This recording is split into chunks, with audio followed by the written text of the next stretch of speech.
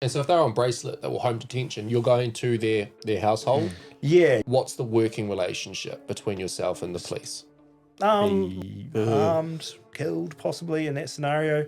Last year there was a probation officer who got really badly stabbed in Whanganui. But there were staff who were prevented from leaving addresses. When guys have been up, 10 days straight, not thinking rationally, and they're just spur of the moment, boom, boom, boom. Like, you're rocking up to these addresses. What are you equipped with? What's protecting Literally you? just a cell phone. Yeah, so, what's the difference between me rocking up with a cell? It's quite a dangerous territory. They used to give us Tux biscuits to throw at the pity. Started doing that. Did the probation officer curriculum course to start with, where they train you up.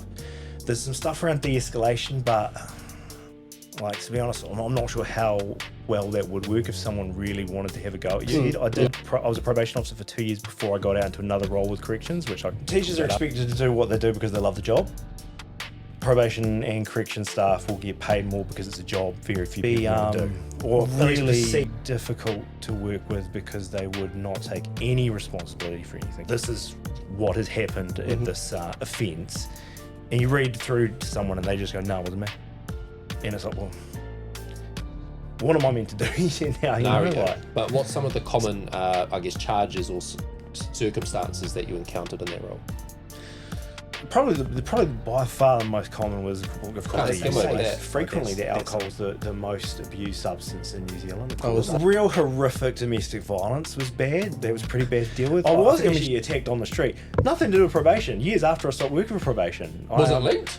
No, but he just got out of his car and started hitting me with a hammer. Assaults and just violence just go way up when synthetics were the big thing. Yeah, I know. Get picked up at the gate by guys, their mates, who would be like, "Oh, hey, have a celebratory bag on the way back out of prison." So we've talked about a sheltered lifestyle. Something that works very well in a role like what you're talking is lived experiences, where you can relate to these people that are in those settings. I've been where you are. I've went through addiction. Now look at me. Essentially, how are you relating to them if you haven't been through what they're talking about? Yeah, that's a really good question.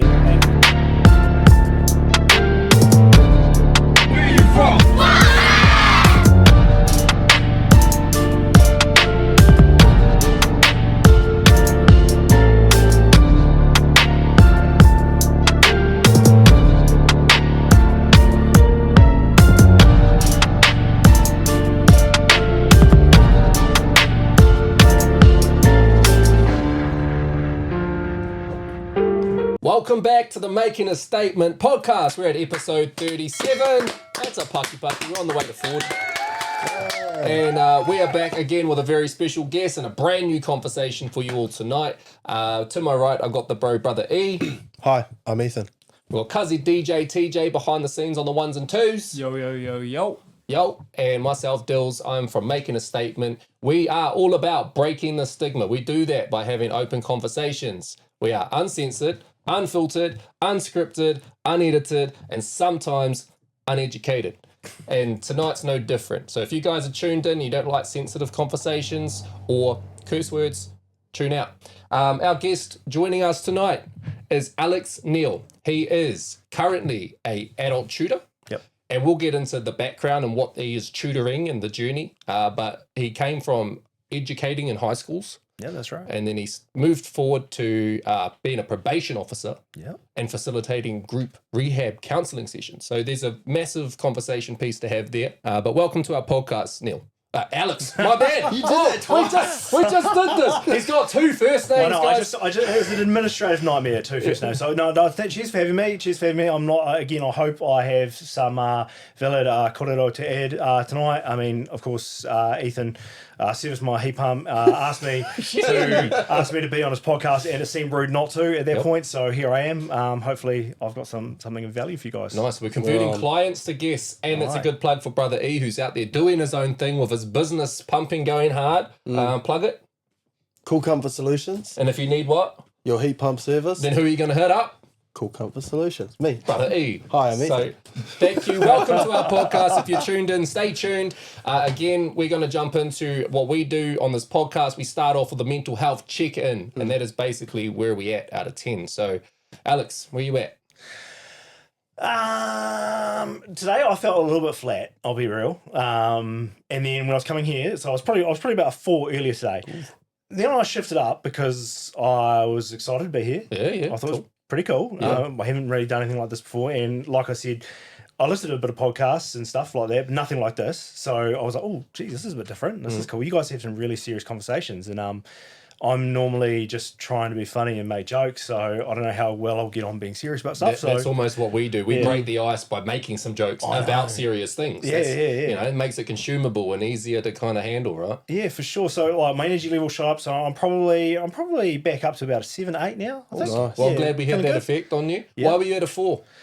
I think it's a combination of things. Winter, like the middle of winter, like, you know, supposedly its vitamin D levels are low, so your body's just a bit like lethargic and stuff. You know, I still believe that we are meant to hibernate during winter. Obviously, instead we have to go to work, we have to do our day jobs and stuff instead of just sitting inside and chilling. So I think there's a little bit of the body fighting that at times in the middle of winter. Probably on a different topic entirely. Don't know whether we get to it tonight. I was on antidepressants for about 10 years. We will get to that. Yeah. That sounds like a good topic to cover on this podcast. We'll get to that. Yeah. But I stopped taking them at the beginning of the year. I was feeling better, and you know, I think people do get better, which is good. And with that comes good days and the occasional sort of down day. So I think it was just having one of those. Really. Yeah. So it wasn't necessarily something specific. Nah. It was just the winter blues. I think that's the thing that people like, you know, you talk to people about depression and stuff and they go, well, why are you depressed? It's like, well, there is no real reason. That's the difficult thing. It's just your brain makes the shitty chemicals sporadically for no reason. It just goes, here, have those, deal with it. And there's no rhyme or reason to it. Yeah, facts. Yeah. So I definitely want to jump into that. And just before we kind of finish up, wrapping up your day, you mentioned coming on, having a kōrero, contributing. You had a podcast of your own, right, as well. So that's something else we're going to get into. It was a substantially more amateur operation than what you've got going on here in this amazing studio. Yeah, so but it means you can talk. I want to get paid to talk, so yeah. Yeah, well, we don't get paid either. So, Cuzzy, DJ, TJ, how are you out of 10? We know you've got your production coming up. This week you go live. You know, for those out there watching or tuning in, this will come out probably a week after the theatre production goes live. But how are you, Cuz? Yeah, not bad. Yeah, I got my show tomorrow, my first show, and then it goes on for 3 weeks. So by the time this comes out, it's probably still ongoing. Actually, no, by the time that this comes out, I'll There'll be 1 week my show. left. There'll be 1 week left. Yeah, there'll be 1 week. Because it'll come out on the second Sunday that you've been performing. And what time does it come out? Oh, we're aiming for 7 p.m. on Sundays. And Yeah, not Saturday, eh? No, that was accident. I uploaded it too early. When this comes out, I'll be doing my show. Yeah, okay, Like, cool. at So that you'll be point. on the stage when this goes live. So if you guys Yes. are tuning into this right now, wish Cuzzy DJ TJ luck because he'll be on a stage playing a... No, What's your character? no, Why are you not going to talk on the... no. Because it actually ruins the plot line. Oh, so they have to go they see it can't. live. Yeah. Okay, so if you're watching this live and you're in the area of, is it Nortucky? Otaki. Or Tucky. Go and get some tickets because there's 1 week left for And what's the it show. called? The Jagged Pill? Yeah. That's what it's Jagged called. Little Pill. Jagged Little Pill. Jagged What? Little Pill. Little pill. Chicken, little pickle. It's Jagged you Pickle. know, Little pickle. Elena Morrison. Alanis Morissette. Yeah. Alana, Yeah, same thing. Elena Do you know Elena Morrison? Yeah. Yeah, it has all of her music in it. Yeah. Oh, yeah, okay. Yeah. No, I don't know her. I wasn't sure whether there was a link there when you said Jagged No, Little there Pills. is. Yeah. You know, being a 39 years young man, I do remember Alanis Morissette being pretty big in the early 90s. So Yeah. Yeah, it has a relation to that. So, it's cool. And what else? Oh, I dyed my hair blonde. Nice. Are you showing the camera that, are you? Yeah, I showed the camera that. Cute. Didn't your missus do it? Yeah, Just shout out yeah, my Hannah. missus did it. What else? Oh, I've been sick for a week. Is that why we haven't heard from you? Yeah, because You bumwees. no, I'm not like you. Oh. I'll never be like you. That's not Dylan That's- sick. I'm That's like- No, That's just Dylan Dylan. That's not a good thing. I'm slowly coming off the sickness, so hopefully tomorrow I'm fine for my show. Yep. What else? Are you singing in the show? Is he Yeah. singing? You? Yeah, singing, acting, dancing. You? Mm-hmm. Nice. Yeah, all of them. you're a man of many talents. Yeah. Yes, That's I am. pretty cool. He's even So- changing the cameras behind the scenes too. I know. I'm frightened. I'm terrified to see where I'm at, Damn, actually. my iPhone just ran out of storage. It's all good. What else? Oh, waiting for GTA 6. Yeah. When's that? Yeah, it's November 19th. Yeah, Is that how far away it is still? Yeah. I thought it was like But- June, July. but we got a base idea of how much is in the game. It's a GTA 6. Yeah. I was originally going to take that whole week off, and now, that hinged on me getting a PS5. I still don't have a PS5. That's, I guess I'm just unfortunate in that way. But they've like doubled in price. So now what am I going to do to play GTA 6? Yeah. Oh, it's coming out on Xbox. Well, PlayStation and Xbox. Yeah. Well, they're both in the news right now for like just destroying disced games. I've seen that because that's Yeah. the selling point behind the new Halo is, Yeah. hey, it's coming out on And it's disc. going to be on a It's disc. like, Yeah. wow, cool. Yeah, I know. But in saying that, my cousin wanted to borrow the latest Resident Evil game, which I've got on a disc. Oh, yeah. And I gave it to him. He took it home, and then he brought it back, and he goes, "Oh, I forgot. I don't have a disc tray." So he brought it back, couldn't play it. He was quite gutted. How long was he trying to get it? Well, on the he machine? obviously just got it home and completely blanked about the fact that he doesn't have those. He can't use it. Yeah. But GTA 6 on that topic broke records, 38 or 39 million pre-orders on the first day and $3 billion of revenue. Yes. Also, if you downloaded the pre-order or bought the pre-order on the first week, be careful because so much players are going to be playing it that opening week that it could crash your game. Facts. And Play offline.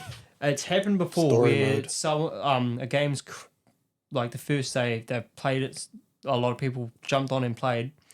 That it's made them had to rebuy the game. Yeah. So the servers crashed. Yeah. Yeah. And it's just mucked up the PlayStation servers. I still have PTSD from when I got my PS4, and it was on Christmas, and they had the PlayStation Network got hacked, Oh. and like I couldn't play anything online. And I bought it specifically for Battlefield to play with my mates in Australia and stuff. And I was like, right, get this, and it was just wiped out, and it was just shit experience. Should have got an Xbox, bro. That's where you went wrong. Yeah, I know. Yeah, So I'm going to plug that one out there. If you're tuned in, you're listening. Xbox or PlayStation. brought let's to you start by that war. Xbox. New But PlayStation. Microsoft sponsor us. But also, if Microsoft gets hacked at any point, there's so much stuff that can go down. Is Microsoft who puts out GTA? Microsoft No, is the that's people Rockstar. who Microsoft is the people who We'll take two into it. own Xbox. Because computers. Angus was telling me about how he bought some shares in something to do with GTA before the sales went live because he knew the stock would like skyrocket. Oh, true. Yeah, so he bought shares in the company. I don't know what one it Rockstar. was. She's a Must have Rockstar been must set you back so much now because, like, it's just that's the golden goose. Yeah. Yeah, but I think he did it like well before they announced the sales of it all. So then that obviously would have raised it beforehand, and then he's Yeah. probably, I don't know. Would you be smart to leave it in until after, like a month after, or pull it now because of all the pre-sales before it You're crashes asking again? the wrong person Yeah. for financial advice here, man. He needs to go to Wall Street and find out. Yeah, you are the successful businessman, E. So I wouldn't say successful yet. but one day. And maybe. saying that, how are you? Where you at? Ooh, ups and downs. I would say a 5 because like I have highs and lows, but today I'm a 7.5. Oh, okay. I like that. I like that. Why? Business is good, but still stuck in a rut between the two businesses. So still like kind of partially subcontracting for who I was with before, and then working for myself, like trying to juggle time. And then like today, I ended up having to postpone a job because one of the kids was sick. So then it just puts me out like almost another week. Because I've only got like 2 or 3 days a week for my own business to try and fit everything in. And then if I've got one half a day during that time, it screws my whole week for the next week. So yeah, that was just a little bit annoying to juggle that. But other than that, like been pretty good. Health was shit last week, but seeming better this week, I think. I've started to notice as well, like, I don't think I was eating enough fibers because I was getting like gut pain for like a few months, and then I started eating Wheat Bix. I just got this weird feeling for cereals, and ever since I started eating Wheat Bix, I've had like I feel good again. Like I feel like healthy okay. again. Well, I'm shout wondering out. if my gut health was kind of like a little bit out of whack or something, and it was kind of making me feel crap. I don't know. Sanitarium, sponsor us. Yeah. Wheat Well, Bix, along with the Xbox. Wheat Bix, like the clusters. With the Yeah, I like berries in those. I them, like they're those. yum, They're man. good, I've been yeah. smashing them every night. I have a bowl of Wheat Bix, and I don't know what it is, but it makes me feel great in the morning. Well, So you eat your cereal at night then? Your night Yeah. cereal? Well, I don't so- eat breakfast because I leave so early in the morning. Oh, that's tough, man. You have breakfast, don't you? I just have coffee. I'm good. Okay. Coffee, and then I don't eat and then like 8:30, I'll have like a banana and apple. Well, you guys both look way fitter than me, so maybe that's what I'm doing wrong. Maybe it's because I have breakfast. I should just skip breakfast, have coffee. And add the gym in there. Yeah. Well, I don't even go to the gym. He goes to the gym, but he's bigger than me. You can tell. Yeah. But yeah. Anyways, and then the positives is Foxton are in the finals for the competition this weekend. Semi-finals this weekend. Let's go, Foxton. When this releases, Foxton would have won both grades Yes. the day before. That's what we want to Fingers hear. fucking crossed, but Touch wood. we shout out Foxton Rugby Club. Boys are doing it. This will be 2 years in a row that Foxton would have won both grades, and the third year in a row that the Premiers won the competition. So, and they've done pretty well. The A's, I think the A's have lost one game, and the B's have lost one game this whole year. So, Coach, if you're listening, we want to bring you onto the podcast so that we Yes, can Tommy. talk to you about how you managed to get the Foxton team into the finals 2 years in a was- row. 3 years. 3 years in a row. It was the year that he took over that we won it. Wow. The year that he took over the coaching, we won it, and we haven't lost it since then. That's making a statement. Yeah.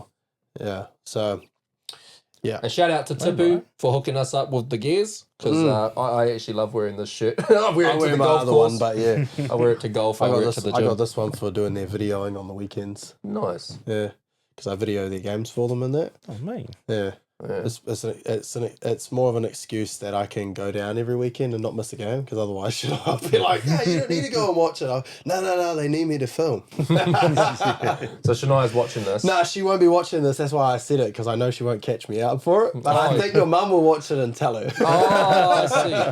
Yeah. But yeah, how are you? I'm good, bro. I'm fucking. Oops, I swore. We've got another there's a tahi jar, jar. isn't I'm there? gonna There's a announce jar. it. There's a jar. There's money in here. It shrunk because you backtrack a couple of months. We actually had a wrestler on the podcast by the name of Ray Gun who stole the original one, and we put the blame on him for breaking it. But we've got it back, and yeah, pretty much any time that we swear throughout this episode, we're going to tally it up. 50 cents will go into this jar. And I think we broke a record last episode where we only swore in total 3 times. And I was 0 of those times. He marked 1 down, and it was damn or shit or something like that. So Does that count It when you was just bloody. quoted yourself? no, because they didn't count the first time either. Bloody, yeah. But he didn't count that, so you counting it now, though. Yeah, no. okay. We're at 0. We'll start from right now. Reset the clock. I just swore like 4 times before I saw him writing it down. Yeah, but the clock has been reset. But you welcome, pretty much like I say, talk openly. Yeah. We'll tally it in the background, we'll put it in. And we're currently on the lookout for a business. So if you're a small business owner or you know anybody out there that might be interested, we're looking for a sponsor for our rangatahi jar so that we can swear openly and someone else pays for it. So let us know, hit us up. And if you want to be a guest on our podcast or you know a guest that might suit, reach out to us. You can get us on the website www.makingastatement.co.nz or admin@makingastatement.co.nz or just hit the comment section. If you are tuned in, now's your time to tune out if you're not ready to get into the nitty gritty of the uncensored, unfiltered, unscripted, and unedited conversation that we have. Also, while you're on the website, make sure to check out our merchandise. We've got Making a Statement apparel. It's on display up here in the corner. We're not wearing it today because we're ripping our Foxton loud and proud, but it is there. So grab some. You can use the code podcast for a discount. Outside of that, we have a hot topic jar. Oh, sorry. And shout out to Care Design, who actually prints these shirts Oh, do they? and the merch. Oh, yeah. Shout out to Care Design because they do our merch and the rugby shirts. So that's good. Foxton, loud and proud. Cuzzy DJ TJ will pull out a hot topic. Pretty much in the jar is 1 sentence, 1 word, 1 liner, 1 question from a previous guest. And we'll talk about it openly. So whatever's on that piece of paper, we're about to talk about. Come on, shave your balls too. Shave your balls too. 2 shave, 2 balls. That was a previous hot topic. Okay. Did you fix your phone storage? No names. No. Not yet. No name, so it's an old one. That's an old one. Okay.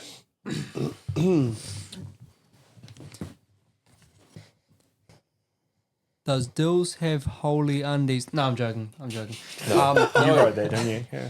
Dressing up for nightclubs, etc. Back in 2008, we had to wear shirt and pants. I could speak on that. So essentially, dress code. Dress code in the clubs. Yeah, I remember that. In Australia, when I lived in Sydney, it's still like that. Oh, really? So yeah, I don't know if it's still actually to this day, but when I lived over there about 10 years ago, it was. And I feel like it helps to weed out the I don't want to say the problem childs, but The riffraff. the riffraff. So when you put that quality control on the door, Yeah. you're setting a standard of what's inside the club.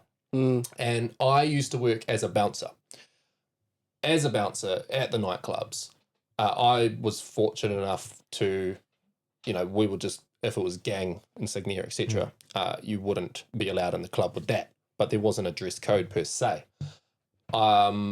So it just, yeah, I would.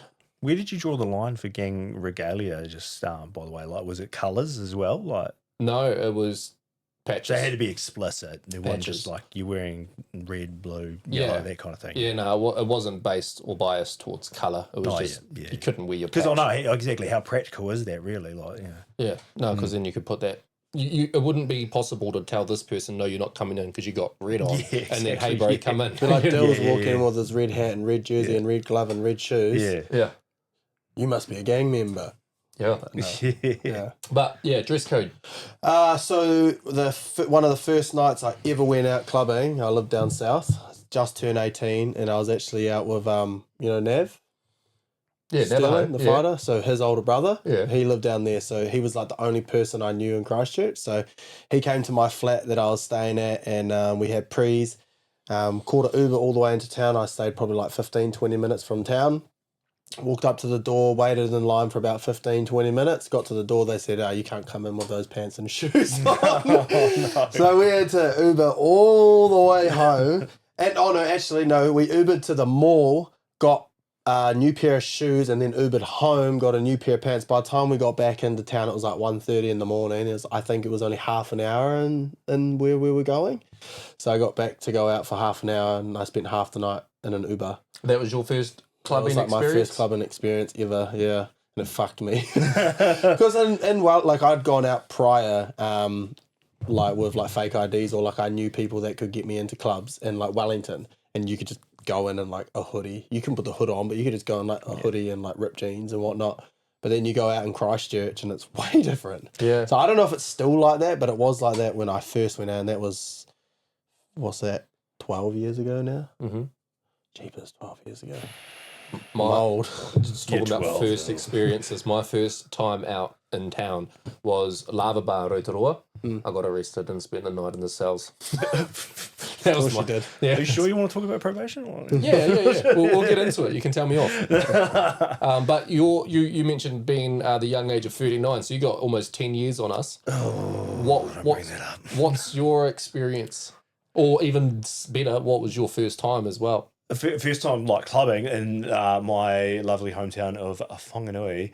There was an establishment there called the Bull and Gate, and I remember we went out, and my mate, this was back in the day, this is probably not even when cargo pants were fashionable, but he insisted on wearing cargo pants because the Bull and Gate had a very liberal entry policy, and he was able to smuggle a 15-pack of cans in those cargo pants into the Bull and Gate. Wow. So Was he wearing a belt to keep his pants up? I presume so. I didn't fall down. So Did he strap them to his leg or something? yeah, what's that? Did he not strap them to his legs? No, or like something? cargo pants, like full of pockets. There were just pockets everywhere. This was like peak cargo pant era. Yeah. Yeah, Big like side full pocket on. that's like most of the leg. Yeah, in it. yeah, new metal, Slipknot, huge Jinko jeans type thing, and yeah, you could just put a whole 15-pack down and then just walk on in, and that's a bounce lot, just eh? stupid shit. So yeah, I went. I think it's like I think he bought like tins of flame, and they didn't even sell flame there, so it was really not even fucking Yeah. like. Is the word inconspicuous? Yeah, it wasn't even inconspicuous. It wasn't? Yeah. No, You hear it them was very clinking into conspicuous. each other, yeah. In terms of like palming, I remember High Flyers back in the day going to. That's currently being rebuilt, I think. Yeah, well, that became the Daily A. Yeah. That used to be dress coded. That's So rebuilt now. Yeah. That's holy smoke. Holy Grail. Holy Grail's, I think, a bit further down. They're Holy rebuilding Grail- High Flights as a hotel at the moment, from what I understand. That's Holy the one with the crane Grail's over it at the moment? Yeah. Shooters. Holy Yes. Grail was The shooters. upstairs one. Was that up some stairs? Nah, Flies was all No, single story. that's On the corner. Mr. Q's. Or was that Mr. Oh. Q's? That's where I used to yeah. bounce. I used to Oh, bounce really? at Mr. Q's Oh. and The Office, Yeah. which was across the road from Shooters. Yeah. So I used to bounce those two venues. First time I ever came to Palmy, I went to that place. Mr. Q's? The Yeah, first so- time I ever went clubbing in Palmy, I must have been 19. I was only 19, I think. And I was So the you only... probably bounced the night I went there. Probably. I would have Did you probably throw been him 18 or out? 19, maybe. No, I I didn't probably throw didn't let him in. no. Oh, you look like I had me. a Fuck fight. off. You look like Riff Raff. I had Get a out fight there. with someone by the Princess Street McDonald's that night. You're going to narrow that down Yeah. here. I had another big fight outside of Mr. Q's and got arrested that night as well. Do you guys probably a bit young, but there was the McDonald's on the square. That used to be the real notorious I one. don't Before the remember that plaza. And, yeah. Everyone used to go there. It was like So I don't remember that from a clubbing late night perspective. I remember that from going there to eat McDonald's. yeah. So Being 16 just and the picking normal fights with all the McDonald's older people. experience. But and the McDonald's that's by Carl's Jr. We used to walk past there on the way back to Ranfurly Street with the bros flats, for the student flats. Yeah. And we spent every weekend just benders in town, and you'd stumble your way down and hope to get in, and you get in and you'd cause a ruckus, and then you go home. That was kind of the drill every weekend. Yeah. And we'd swing past that McDonald's. I used to just pick up the empty cup, go grab myself a drink, and free refill from somebody else's cup, and sober myself up a bit, grab some steamed bun cheeseburgers, and go to sleep. Mate, Yeah, that sounds like a good night. weekend routine. That was what we did. Talking about McDonald's, did you know there's a fourth one getting built in Palmy? Yes. Why? And it's on Pioneer Highway. So you know where that new countdown is? At the start, Yep. yeah, It's right next door. True. but we don't need more McDonald's. I think we're going to have like the You highest know- number per population, like or something, because there's less than 100,000 people in Palmerston North, and a fourth McDonald's. I don't know why Dills is complaining. He works in the VIN. It's good for me because I actually go through Pioneer and there's nothing for me to eat. The bakery. That There's no orange bakery. bakery across the road from is it BP? There's also the one in That the one, Pioneer shops. when you're coming up, it's Pioneer Highway as you come into Palmy. yeah. Yeah. The know- little block of shops. No. So there's the lights, and on the left hand Oh, side you're is talking the about the petrol kebab station. one. Nah, it's right across the road from the thing. It's an orange little single shop by itself. Yeah, I know the one you mean. Yeah, Bro, yeah. that bakery's insane. Is it good, is it? Yeah. Man, they do these chicken sandwiches with like thick white bread, and like, oh man, it's so good. We need to find out who they are, and they can sponsor your sweat jar. Yeah. Straight up. They're Shout good. out, reach out to them. They Shout do out mean Orange butter Bakery. chicken pies too. Oh, I love butter chicken pies. So good. See, I'm on the health bandwagon at the moment where I'm trying not to eat caca. So I don't want to talk about McDonald's. I don't even really like Can- McDonald's. Big Mac, cheeseburger, Yeah, can we talk quarter about that? pounder. No, you cannot. No, my podcast. Talk about the food I like. But in saying that, Tuna podcast, that's what we're here to do. We and are. we're here to talk to you about your journey. We So are. let's rewind. You started after you've hit the clubs and you're sneaking in flame beers to the Yep. venues, etc. And then you move on to be a high school teacher. Yeah, I mean, there was I like to think a little bit of personal development between sneaking 15 boxes of flame into a pub and being a high school teacher, but But we've only got a limited Same week. amount of time. So Oh, if we okay, jump the okay, timeline okay, a little alright. bit, Let's do now the you're time. teaching. Let's do the time warp. Yep. What's happened in between there in a summary, and then what's the beginnings and the period like in terms of that journey? Oh, okay. I mean, basically, like,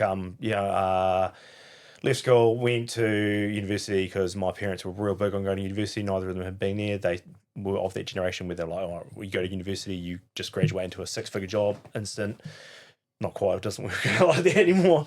So nonetheless, I went to university not really knowing what I wanted to do, just doing subjects that I was good at, did a Bachelor of Arts, then did a teaching degree because I had a couple of teachers who I got on with real well at school, and they were like, oh, you'd be a good teacher. You can spin a yarn and control difficult people possibly. So I looked at doing that, and so was a high school teacher in like 2012, 2013, I want to say. I only did it for a couple of years. Can I interrupt you? Sorry. Yeah, man. Can you just turn the mic back towards your mouth a little bit more? Sure. So just pivot it. Just pivot it. I'm not really used to such a professional Yeah, setup. it's just the top. The top is where it takes it in. So Okay. I can just Directional. hear it off a little bit. Sorry. Keep All right, going. Sweet. 2012, 2013 was high school teacher teaching English. And yeah, that was good. I enjoyed it. Incredibly difficult job, huge workload. I think you said you've had a teacher on here before, so they've no doubt already been over that. But yeah, just it's the admin. It's not the classroom management that's difficult because kids are generally pretty good to deal with. Like, you know, I was one of them not long before I started teaching, so I felt like I had a bit of an understanding of that, and that was fine. But it was just the admin, the constant marking, setting classwork and stuff, and even like when you're like most teachers will say, like, you know, the first week of your school holidays, you just crash. You just get so sick because your body's been hanging on to all those germs, being like, don't take a day off, don't take a day off, don't take a day off. And then you just first week. So yeah, I did that for a couple of years. I actually went on a contaki over to Europe at the end of my second year's teaching. So what happened was I missed a whole load of the usual time to apply for teaching jobs for the next year because I'd just done like fixed term contracts, which is how you foot in the door. But I missed out on applying for any of those for the next year. So when I came back, I was like, well, do I go back to relieving? One of my mates, he suggested, he was working as a probation officer, and he was like, why don't you look at being a probation officer for a year? We'll just see until teaching work comes up again. And I didn't know anything about probation. I didn't know anything about corrections. I knew that there were prisons, and that was probably it. I had a pretty, I guess in retrospect, really sheltered upbringing. You know, not super flash or well off, but like well adjusted, well looked after. Just a pretty normal upbringing. I guess I wasn't really exposed to any of that side of life, so I didn't really know what corrections involved. But the pay was good. And you got your weekends, and there was no marking, there was not much admin and stuff. So I was like, oh, okay, well, we can look at that. Yeah, went and got a job. I'll try and be like as vague and not keep as many, not include many specific details, because not just like my own privacy breaches that I don't want to do, but also I don't want to like breach anyone else's privacy. So I won't necessarily say where I was working or whatever. But I got a job as a probation officer. At the time, they were like, oh, so you'll just be managing community sentences. And I was like, well, what's a community sentence? And they were like, well, if you don't go to jail, but you've still done something wrong, you usually get things like community work, supervision, Home D. That's the one that always gets in the news. And again, I didn't know anything about that. And I was like, oh, okay, well, sweet. But they were crying out for people to do it, obviously, and the money was pretty good. So I thought, sure, I can do this. And started doing that. Did the probation officer curriculum course to start with, where they train you up. How long did that take? What's entailed there? It's a couple, from memory, it was like two-week block courses, I think. And it's around like your questioning styles, like eliciting information from people. There's some stuff around de-escalation, but like, to be honest, I'm not sure how well that would work if someone really wanted to have a go at you. Yeah, it's just kind of for the books and for the health and safeties and stuff like that. That's the impression. Yeah, that I got. Tick these boxes. I can imagine like doing that job would be pretty tough too, because like obviously the people that you're dealing with are most likely not the friendliest bunch. So then they they miss like a probation meeting or something like that, and then you're the one that has to contact them about it. They're probably not like the happiest. I mean, first and foremost, I'd say my experience with probation was on the whole like reasonably positive, probably about as positive as they could. Like I said, I was a probation officer for 2 years before I got out into another role with corrections, which I can talk about after. I did feel like if I keep doing it for longer, being a probation officer, looking around at like other staff, I'd be like, sooner or later, I'm going to have a guy who's going to kick off. Or maybe someone that I'm managing goes and does something really bad, and that really like messes me up inside, perhaps, because that's pretty tough. You know, I talk to colleagues and they're from back in the day, and if they've had someone who's gone to do a really serious crime, you know, and there's nothing necessarily you can do about that as a probation officer. You have very limited control over what any of these guys do, of course, but it's still, you know, it racks you up inside. You mentioned the pay being good. It was good compared to a teacher. So that's what I wanted to kind of elaborate on, though. So you've gone through university. You've obviously studied for multiple years, probably, to get your degrees, etc. You get these big student loans to cover those costs, and you're going into a role where you're getting paid less, comparison to this probation one where you've just gone on to 2-week block course and now you've got a better paying job. Yeah. What's your thoughts on that? Teachers are expected to do what they do because they love the job. Probation and correction staff will get paid more because it's a job very few people want to do, or at least perceive that people don't want to do it. I remember when I was doing it, you know, whenever you had a work function or just anything and people go, what do you do? You're like, I work for corrections or probation officer, and they'd just be like, why do you want to do that? They'd either say, why do you want to do that? Or they'd go, oh, that sounds really interesting. Tell me more. But it was sort of split. A lot of people would be like, that must be really hard. Like, why would anyone want to hang out with these kind of guys and stuff? And like, again, my experience as a probation officer was generally pretty positive. And back to your question, I think the best thing that I did in retrospect was always try and lay down just ground rules and boundaries with anyone that I worked with. And I was like, look, my job is to ensure that you complete the sentence given to you by a court. These are the conditions you have to do. You'll have to attend these programs. You have to abide by these conditions. There might be a curfew, might be non-association, anything like that. Be really clear about those conditions that they have to meet and say, look, the onus is on you to do that. If you don't do that, it then is my job to go back to the court and say you didn't do that. And then it's down to the court to decide what they want to do. And that's the relationship. And I think as long as I was as clear as possible with the guys I was managing about that, like I think that put us onto a pretty even keel, you know. Most of them were like, oh, yeah, no, fair enough. I had a guy who, you know, I was managing on parole and he had a reputation for being kind of confrontational and stuff. But again, I was really clear about the expectations when he came out on parole. And I said, look, you've got these conditions, not to associate with this person, rah, rah, rah. And then, you know, it happened that the police found him associating with this person, and I had to go around and say, look, man, look, you have breached a parole condition, so I've got to go and write this report to the judge saying you've done this. And he was fine with it. He was like, well, it's my fault. You know, I wasn't thinking straight. I did it. It's just your job. Way. That's good that he handled it that way, because there's a lot of people out there that deflect, so they could deflect that onto you. There were some people who would be really difficult to work with because they would not take any responsibility for anything. So you did get those from time to time.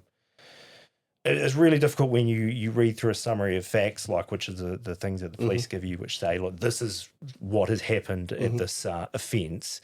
And you read through to someone and they just go, no, it wasn't me. And it's like, well, what am I meant to do here now, you know, like.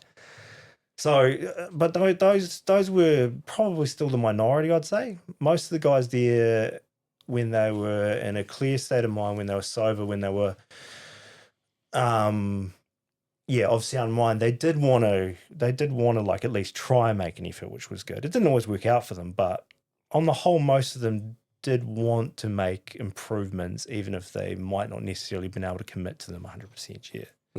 So there was usually good intention, I would say. I think, like, you know, what you hear in the news and stuff, it's probably like, you know, the worst stuff makes it to the news, doesn't it? Of course. There's loads of people who go and just get into a bit of trouble, do the community work, and that's the last the system will see of them.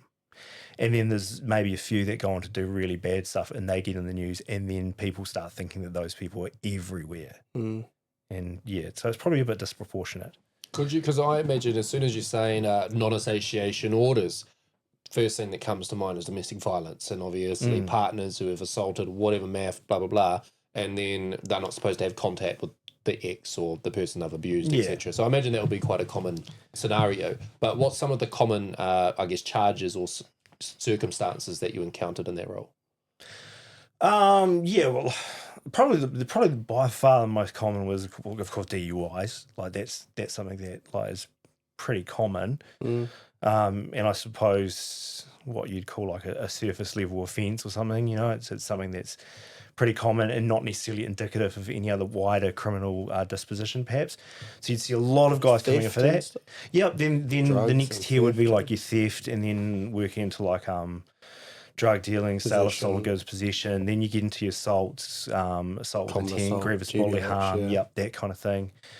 And your domestic assaults can take place, I don't know, anywhere on that scale, I guess. Yeah. And so people will go through maybe prison and they serve a sentence, and then they might get out on bail or parole or whatever. Are you dealing with them as well, kind of on the back end of prison? Yes, I was. So parole is you have a prison sentence, and then you are entrusted to leave prison before your sentence is technically finished, and you finish the rest of it in the community, and you will be managed by a probation officer in that regard. Okay, so you were kind of looking after that spectrum as well. Yeah.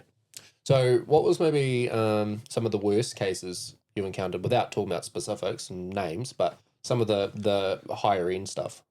Real horrific domestic violence was bad. That was pretty bad to deal with. I think I mentioned to you earlier, before people want to know more about, or if they don't want to know any more about, like, you know, sex offences and stuff, I never really dealt with that because they always got referred to senior practitioners, which were the higher level probation officers, and also psychologists. So they would be working with them.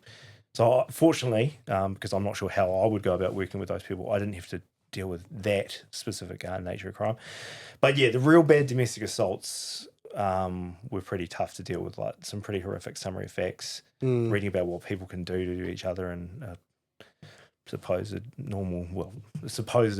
caring relationship, I suppose, and how that can disintegrate. And so if they're on bracelet or home detention, you're going to their household?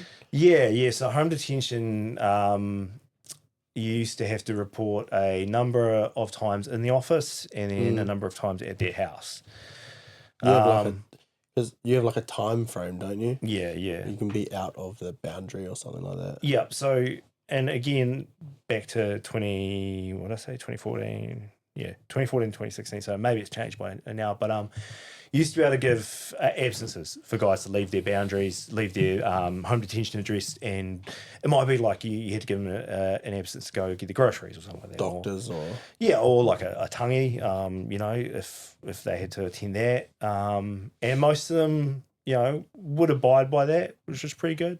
stop at the pub on the way home. Yeah, there were ones that didn't, and you'd have to breach them, but and say, look, this person went somewhere that he wasn't supposed to, because you could see them on the GPS going around. So you could always say, oh, look, you went to this person's house, you're not meant to go to that person's house, I now have to breach you on this, blah, blah, blah.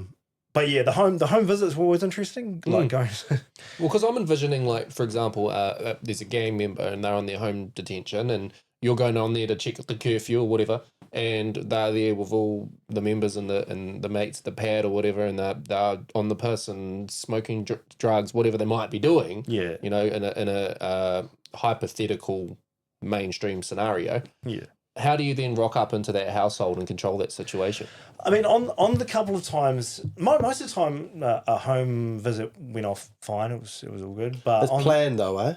It is. Yep, they know what it's going to So be. then they're not going to be doing that sort of shit if they know you're coming over. There was the odd time when you'd rock up and they would have some kind of function going on, and you'd sort of say, "Hey, look, technically, you know, we were organised to come around here this time. You're unable to report because you might be in a condition like intoxicated or under the influence where you're not able to report. So this is going to count as like a missed reporting or whatever like that. And it's now up to you to reorganise one for like maybe the following day or something like that, or face breach action." Oh, okay. Yeah.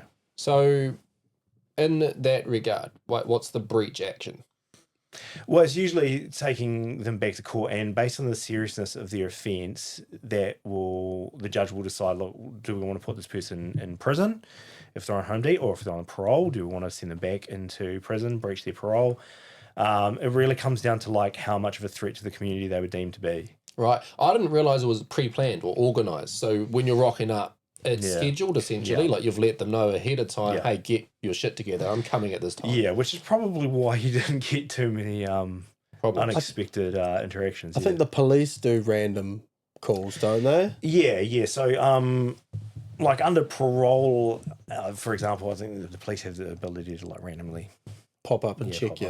And stuff like that. Make But sure we you're there and didn't. stuff, We had to organise it, Are you? What kind of relationship are you working with in terms of the police in that role?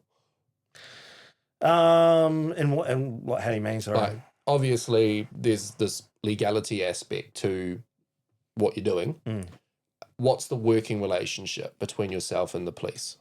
Like if we ever had any like massive concerns about someone or whatnot, you'd contact the police, and like extreme scenario, like if you're really concerned that someone's in like a real volatile state, you might ask the police to accompany you around, do your home visit, because the judge requires you to do a home visit. Maybe you don't want to do it because you think this person's on some pretty serious stuff, so you would bring the police around with you.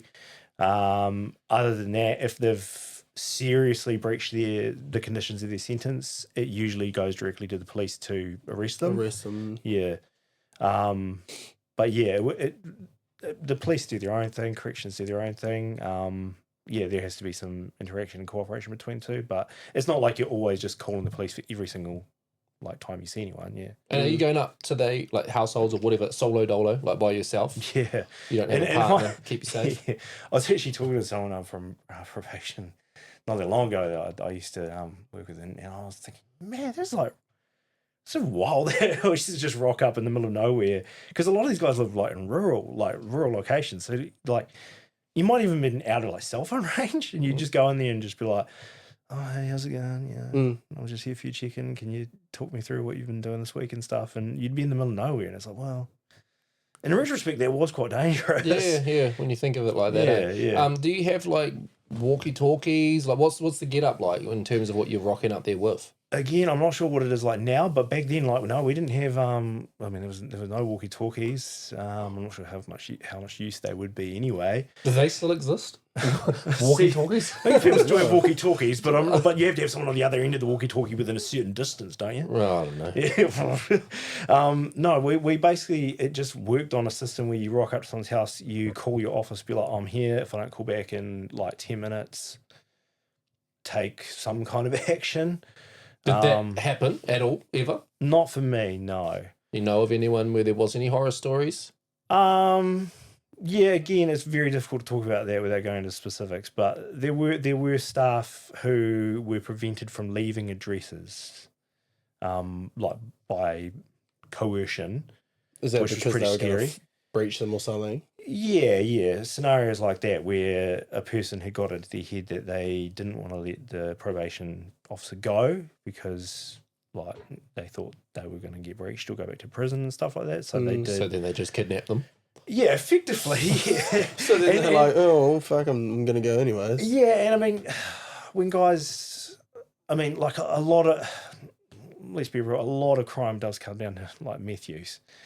And when guys have been up, 10 days straight, they're not thinking rationally, and they're just spur of the moment, boom, boom, boom. Someone's in front of them, something bad's going to happen if this person leaves, so they just snap and they go, well, you're not leaving then.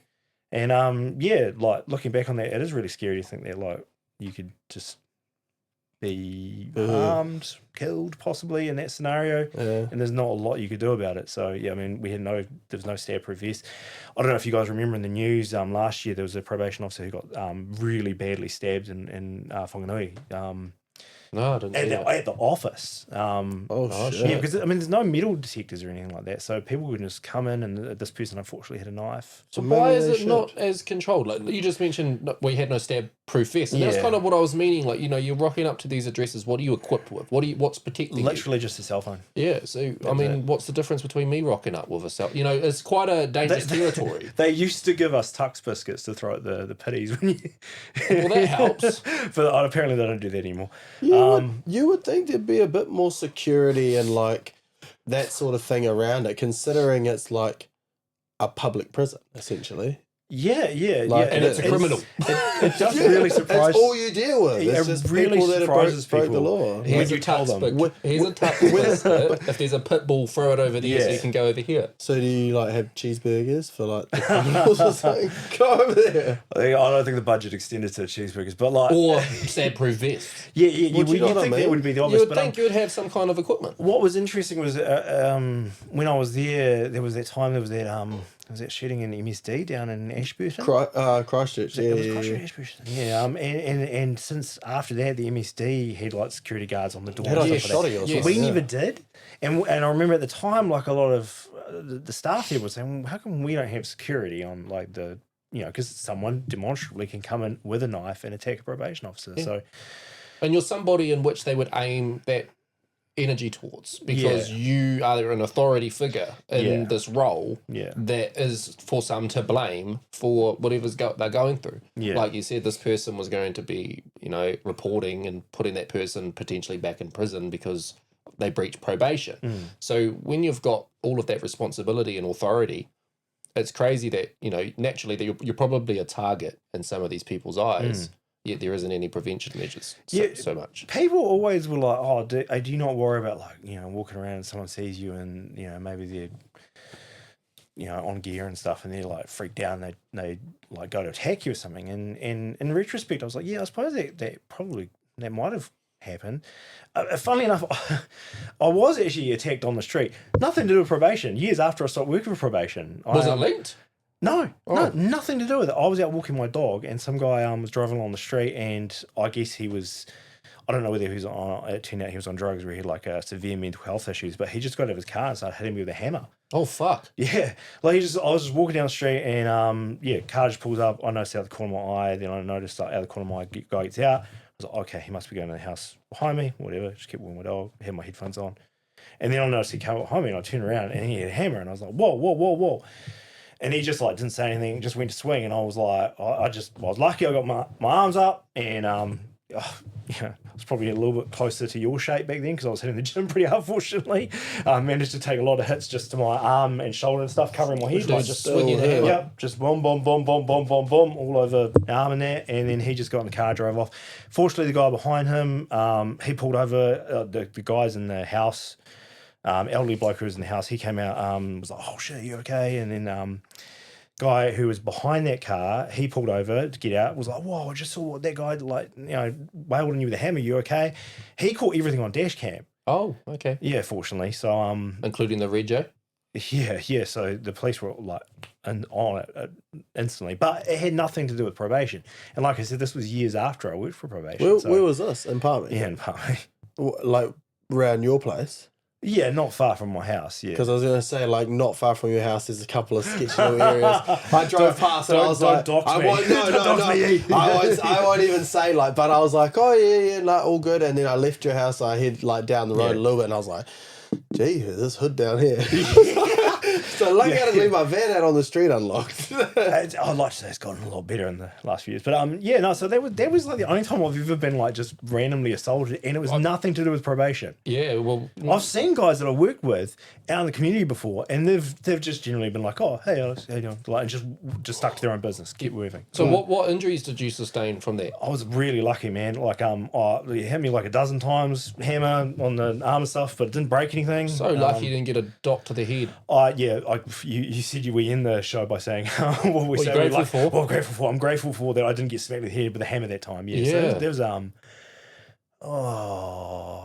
probably like going on 4 years ago now, maybe. That would have been quite traumatic. Like, and then you just, the next time you're going for a walk around the block with, was it your dog?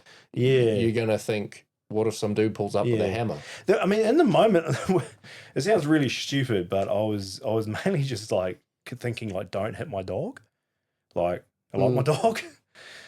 Did your dog react? Like, he was a big friendly doofus, man. He just thought the guy was playing. He was like, he was fire that dog. Unfortunately, my dog passed away unexpectedly a couple of years ago, but he, loved him bits, and he was like a big friendly doofus. So all he did was bark lots, a big bark, and but he didn't have the biting instinct in him at all.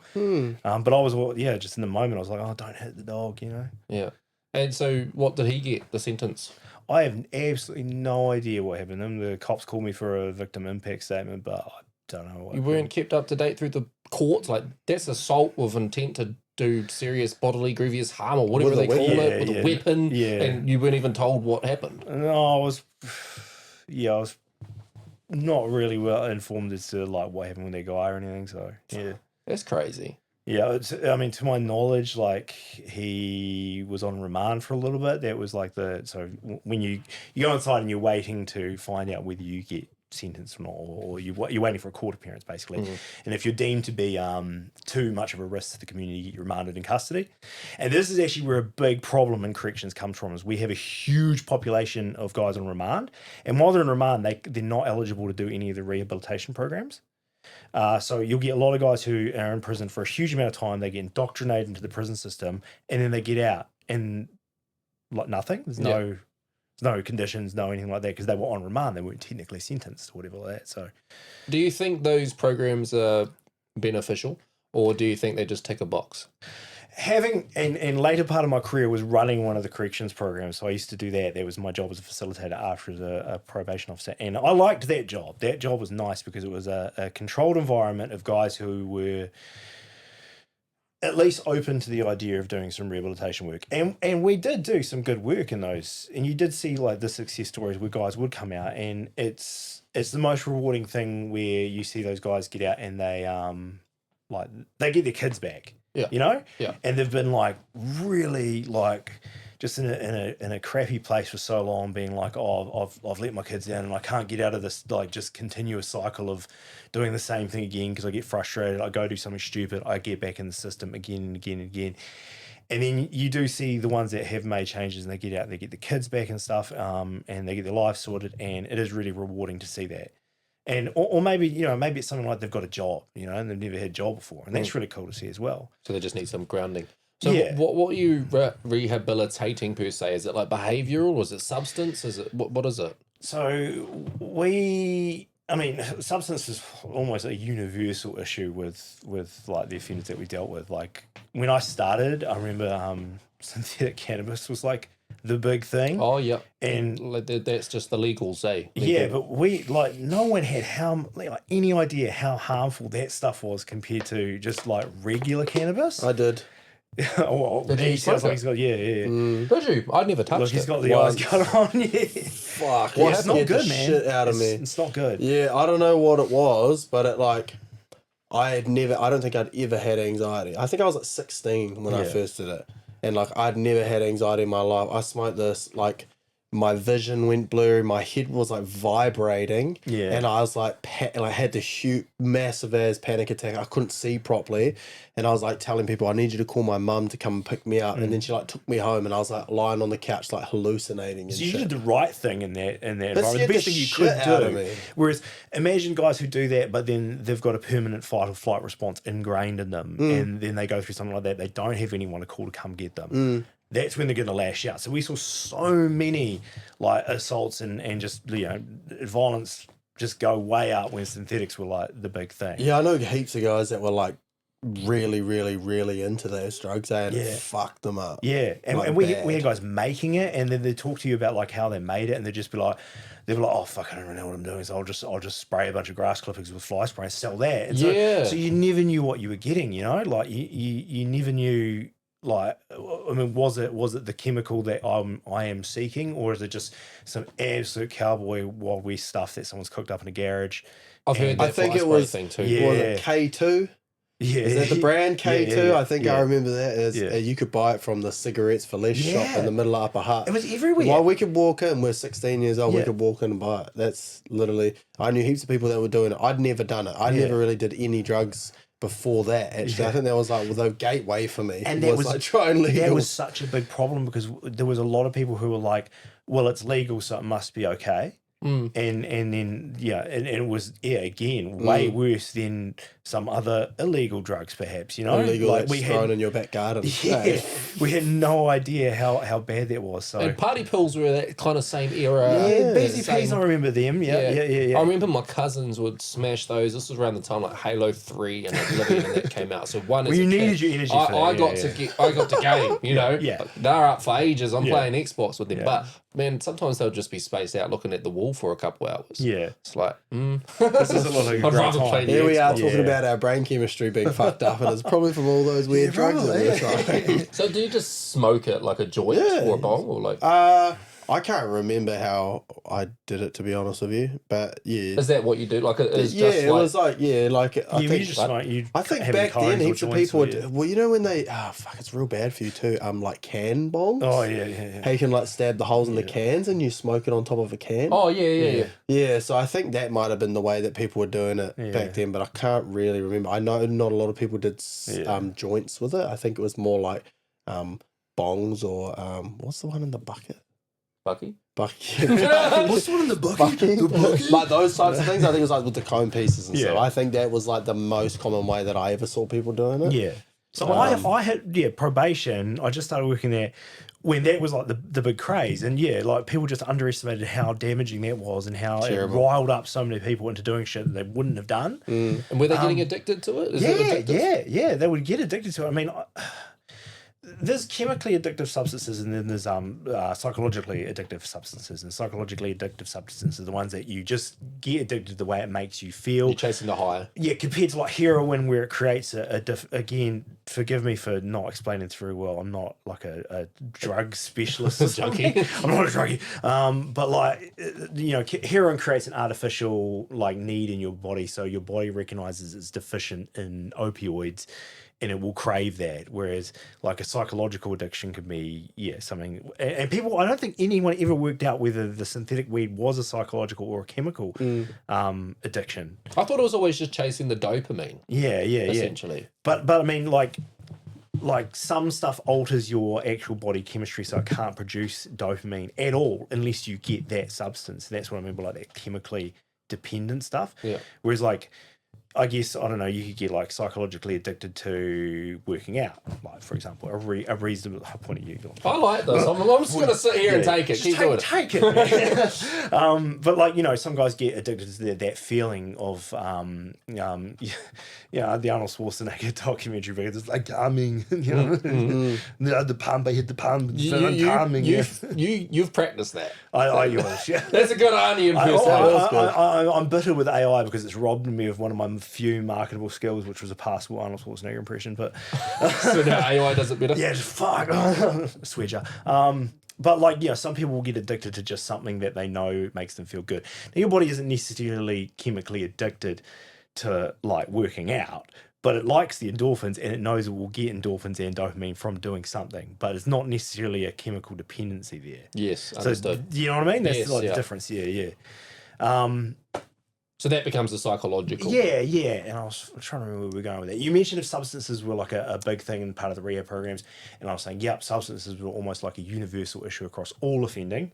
Not 100%, but like It usually takes part. Yeah. Almost part and parcel. Almost certainly, yeah. In one way or another, whether it's alcohol. I was going to say, and alcohol is probably a primary substance. Yeah, well, I think like, you know, they say that. frequently that alcohol is the most abused substance in New Zealand, of course, unsurprisingly. Yeah, and so we see there was loads of offending that was just purely alcohol based. Probably a bit of weed. Got a bit of weed.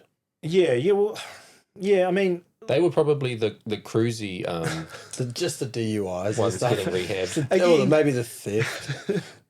Again, not like, I mean, I don't want to write off and get in trouble for like preaching. Not that I work for the Department of Corrections anymore, but like whether they still have a view around cannabis and stuff. But certainly the police, I know, demonstrably have become a little bit more lax around cannabis. And I think that is reflective of the harm that it causes proportionally to other drugs. So I would, say that. So I mean, I know police are trying to focus on like cultivation and stuff at the moment now, less on private possession. Yeah. Especially because there's obviously the implementation of legalized, where it's more accepted and you can obtain it more recreationally. Yeah, and we've got legal medical cannabis now as well. Yeah. So I think there's less of a stigma around there, and people ultimately in the justice system, you got to pick your battles. It's like methamphetamine, really bad for people. Destroys people's families, destroys people's minds. Would you be going through? I guess you're trying to rehab these people, and they've got these substance dependencies and addictions, which they're going through the system where they're probably not allowed or don't have any access to any of that stuff. So now are they withdrawing and you're going through that kind of thing with them? So particularly in the custodial environment, you definitely see guys who had just come in and they would be coming off it and they'd be coming down and they'd be the withdrawal for like a couple of weeks sometimes. And we wouldn't work with anyone who was still in active withdrawal. But realistically, the time frame, that was never an issue anyway. So you'd always see people in behind the wire, they were pretty clean and they were at least open to the ideas of changing. And then they'd speak really frankly about their drug use, which was interesting because not all of them, but like a lot of them, a majority would be like, I can't believe that I did that. Like, I know that I did that because I was there and I witnessed it through my eyes, but I can't retrospectively believe that my character would allow me to do that. But obviously I did because I was high as kite, So a lot of it was some really good, frank discussions about like, do you want this to just be the guy that you are forever? And they'd be like, no, I don't want to be like that. I just do it because things are really bad for me, and that's the easiest way to make things feel good. Mm. And it's a surefire way to just turn around my mental state, boost my dopamine, endorphins, all that stuff. And it's just it's learned behavior, quick fix. And a lot of these guys, they'd get picked up at the gate by guys, their mates, who would be like, "Oh, hey, have a celebratory bag on the way back out of prison." So, I mean, what chance do they have at giving it a good go? If that's the kind of support they've got on the outside. Yeah. And I really try not to judge these guys, because again, I come from like a relatively sheltered background and stuff. And I remember like I was doing a program one time, and a guy actually turned up a program. And he was a guy I'd gone to primary school with, and I was just like, holy shit! It did not occur to me that someone who I guess I had shared partial, like a tiny amount of upbringing. Like I obviously knew this guy, I was in my classes in school. It was insane that his life had just gone, like I just couldn't comprehend that someone who I'd sort of gone to primary school had completely gone off that way. And it occurred to me that I was being really naive, because that probably happened to heaps of people that I went to school with that I don't know about. But it just was a real wake up call meeting that guy. And I was like, man, and we were talking about like going to primary school together, and I was like, man, I did have things pretty good. Like, I didn't have like heaps of flash stuff all the time at the time, and I was like, rich kids might have like better stuff and everything like that. But man, I went to school like with my lunch every day. And, a lot of these guys, they might never have known that. And so with that same kind of concept, I recall, going through my schooling and there were people obviously that you associated with, go through class with, etc. And it wasn't until I got older that I found out, XYZ might have actually during their childhood got sexually abused. And then technically I'm in a classroom with that person, whatever days of the week, none the wiser, and wouldn't even have had thought that at all. You're just kind of naive to the circumstances and the background of everyone. And I guess like I would encourage anyone, like, just to maybe open your mind up a bit and be like, you probably do know someone who's been through that, eh? Like, especially with the statistics. Yeah. Like, statistically, you will abuse, know. For example, someone. They say 1 in 5 women. Yeah. So you know someone who has experienced that, and you could probably be in a room with your family and have been around somebody that has. And it's just it's really, I guess just really naive to be like, oh no, well that stuff sort of just doesn't happen in my sphere of childhood growing up, kind of thing. But yeah, like so meeting that guy really shifted my perspective, and he was really good to work with. Like, again, he wanted to make a lot of changes. Wherever he is now, I wish him well. Hope he's done well. Hope he's staying on a good path. And yeah, that was just like a real big eye opener for me. There was another one that an eye opener. Like early days when I was at university, and we had a flat, and we got this like random flatmate one time, and he was really peculiar. But none of us were involved in any kind of like drug world or any doing any crimes or anything back in the day. So it didn't occur to us that like he was showing all those signs of drug use and addiction, and like stuff would go missing from the flat, and then other stuff would turn up mysteriously, and then he would just be like, I just bought it off a guy, and just sold this other thing, and just always had different cars and stuff all the time. And we just were like, oh, he's a wheeler dealer, a drifter. He's just a wheeler dealer. This was before Facebook Marketplace too. So, and then years later, when I went to probation, like I saw that he was actually had some pretty serious crimes behind him and stuff, and so obviously he had been up to all that stuff when we'd been living together, and we'd been none the wiser. Did it go full circle and he ended up in the system going through yourself?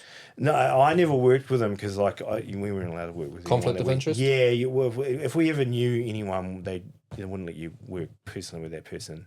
So again, when this guy turned up, like the guy I was talking about earlier who was on primary school, that was different because I wasn't managing his sentence.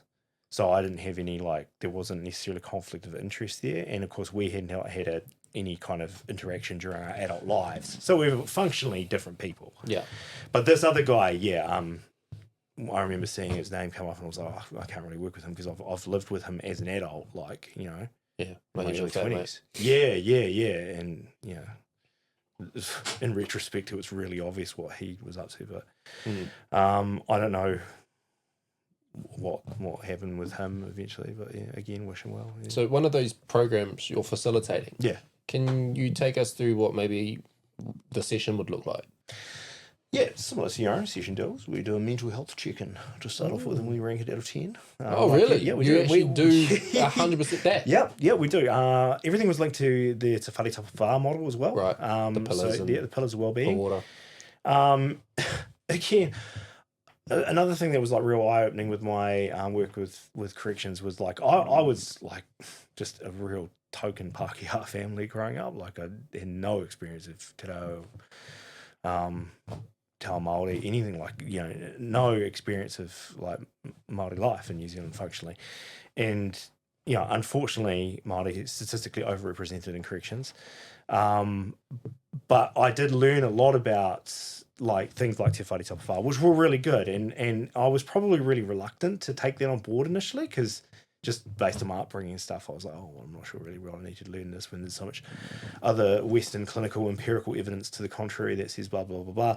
But Te Whare Tapa was actually really good. Like it was actually a really good model which the guys could relate to. Yeah. And we would do a check-in structured around that. So it would be like, on a scale of 1 to 10, how's your tinana, for example? Like how's your physical self versus what's your whānau life like at the moment?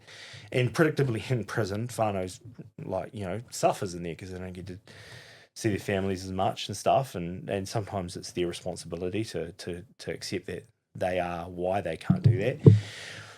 But it's not just about seeing family and stuff. Some guys might check in and they say, look, my whānau wall at the moment, or pillar, is feeling really good because I had a really good conversation with the bro yesterday, or and he gave me some really good suggestions and I really took that on board and we had a really good chat around it and stuff. So that would boost them up. So I think that model was really good, being able to relate everything to, and do the mental health check-in around.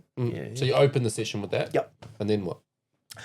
Depending on which session we were on, so like we generally the program I did the most was 3 months long, and it would be structured around cognitive behavior therapy, so like understanding the decision making process and being able to give yourself jump off points throughout that decision making process, which a lot of these guys lacked. A lot of these guys would just be like, right, something's happening, I have to react to it.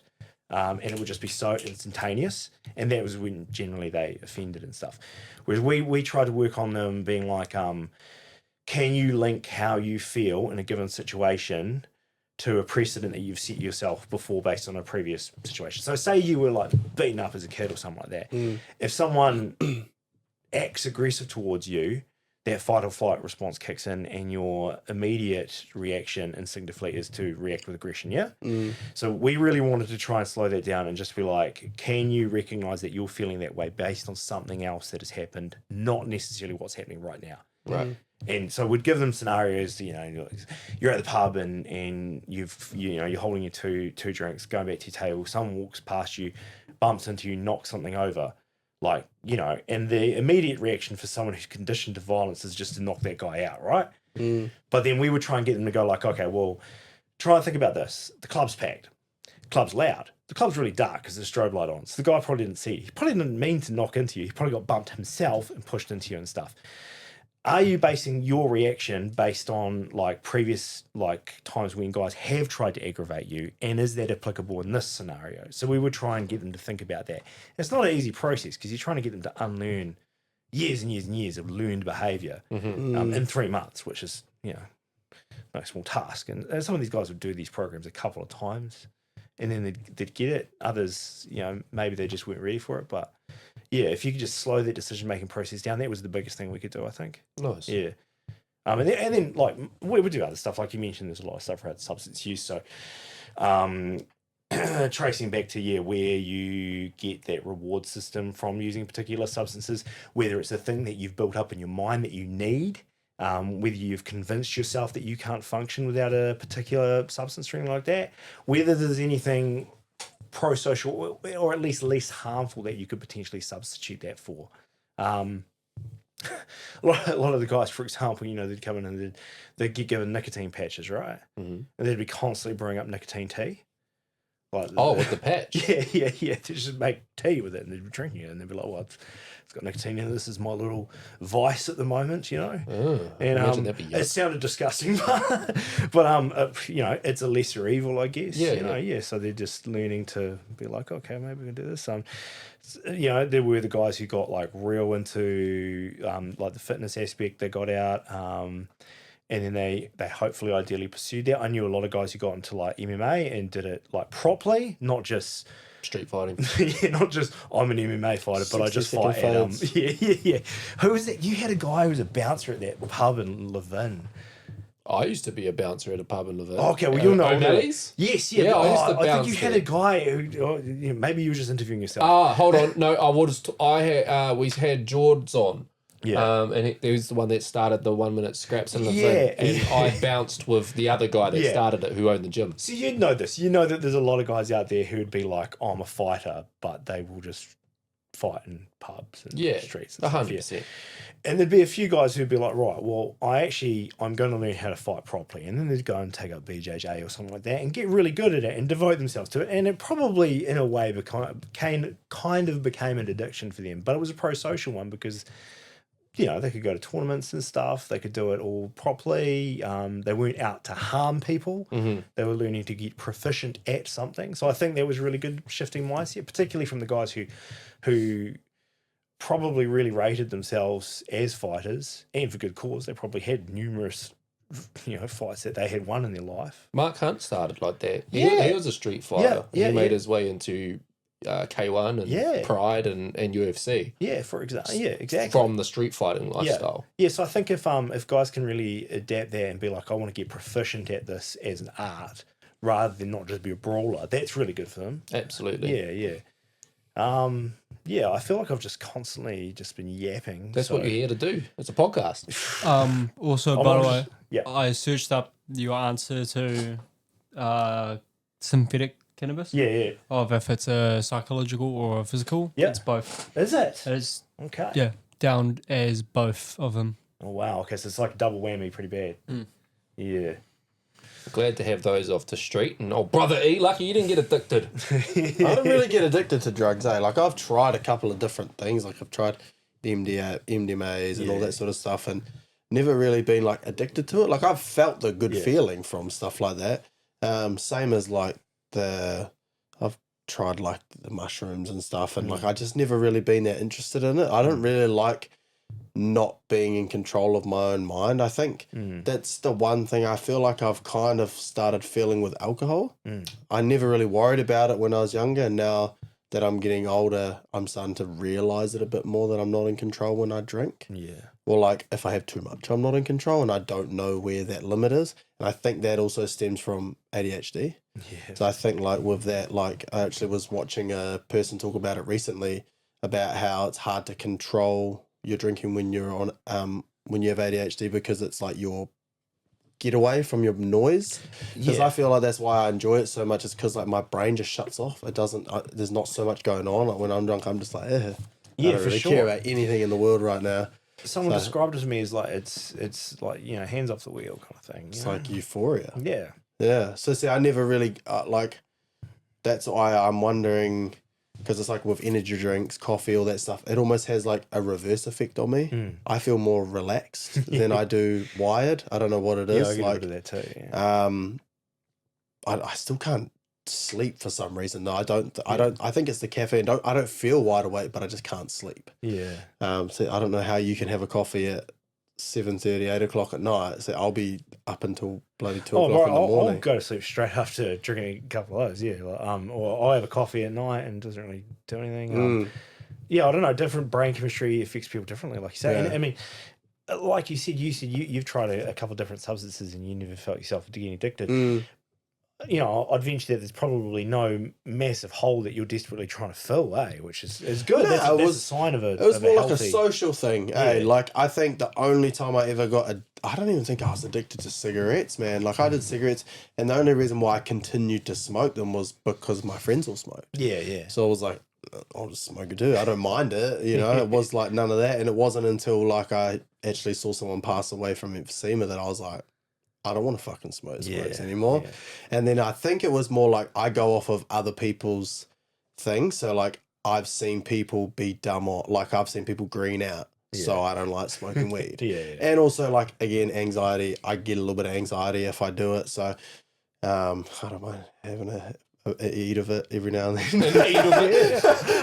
So yeah, it mellows me out. But like yeah, you gotta watch the edibles, man. Well, you know, oh fuck, like, well, I'm not gonna have police show up here because I might have one every now and then. So, but like, yeah, so like that, and then like, yeah, I've seen people like the way people look when they do MDMA, and I've seen like photos when I've tried it before, and I just look like fucking disgusting. So like, I just the kind of guy Tells will throw out of the club. Probably, So it's just one of those things like.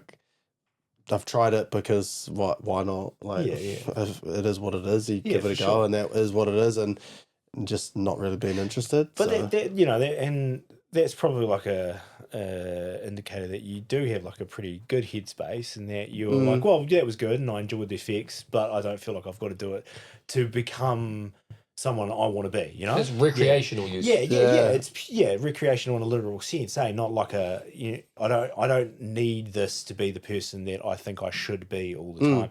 Which I think is where a lot of the drug use stuff comes from. People are like, I cannot be the person that I think I should be unless I'm enhanced or some kind of way, you know? Yeah, I think also like growing up, this is almost like tooting my own horn, I feel like, but like go for it, man. Toot away. No, I think I've always been real good at learning from other people's fuck ups. Yeah.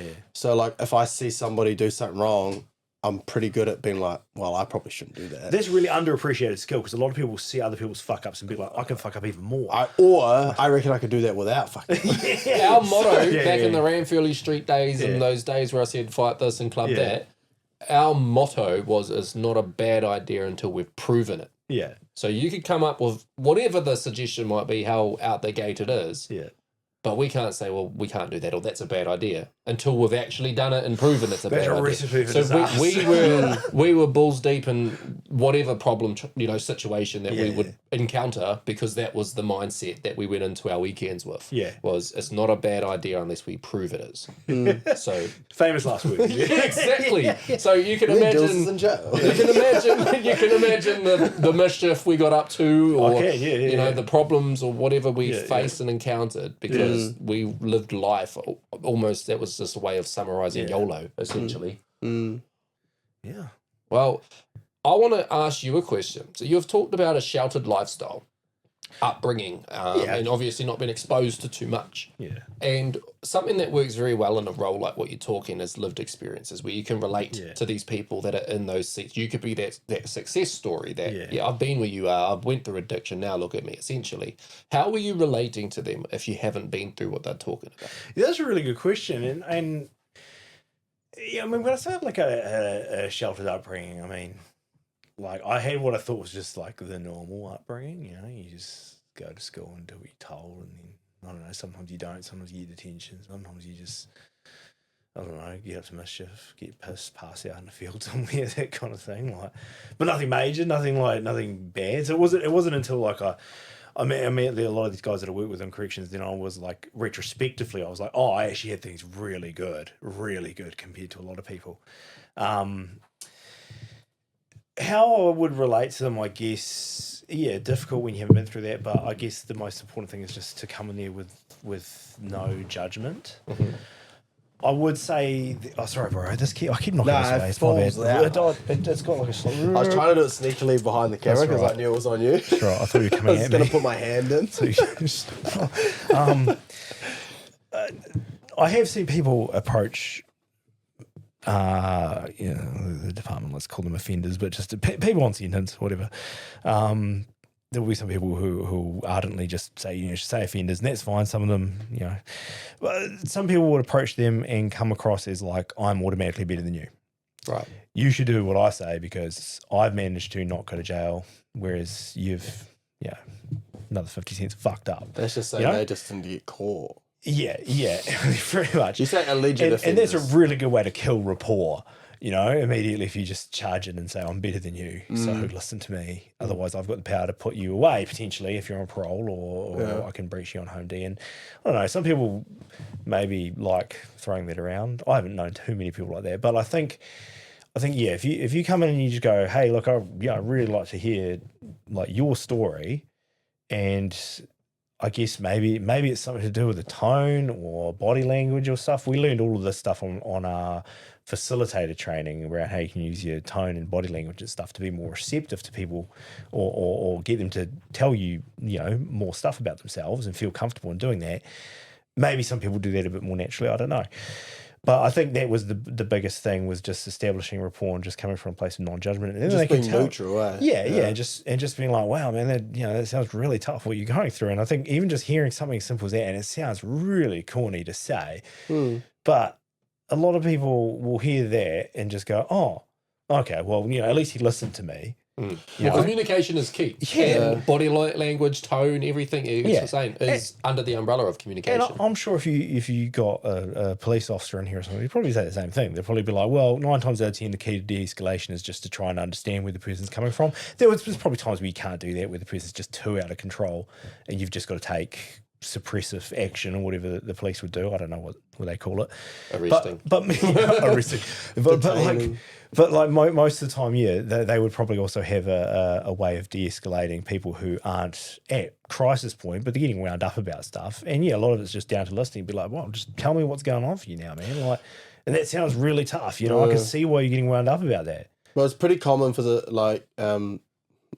again, we'll say these criminals, alleged criminals, to feel attacked from the system. Yeah. And you guys are a part of the system, essentially. Yeah. Well, you were a part of the system. Yeah. So naturally they're going to think, well, the police did this to me, so these guys are going to do this to me. But then as soon as you come in there with a neutral based energy and you're like, hey, how's your day going? I'm this person.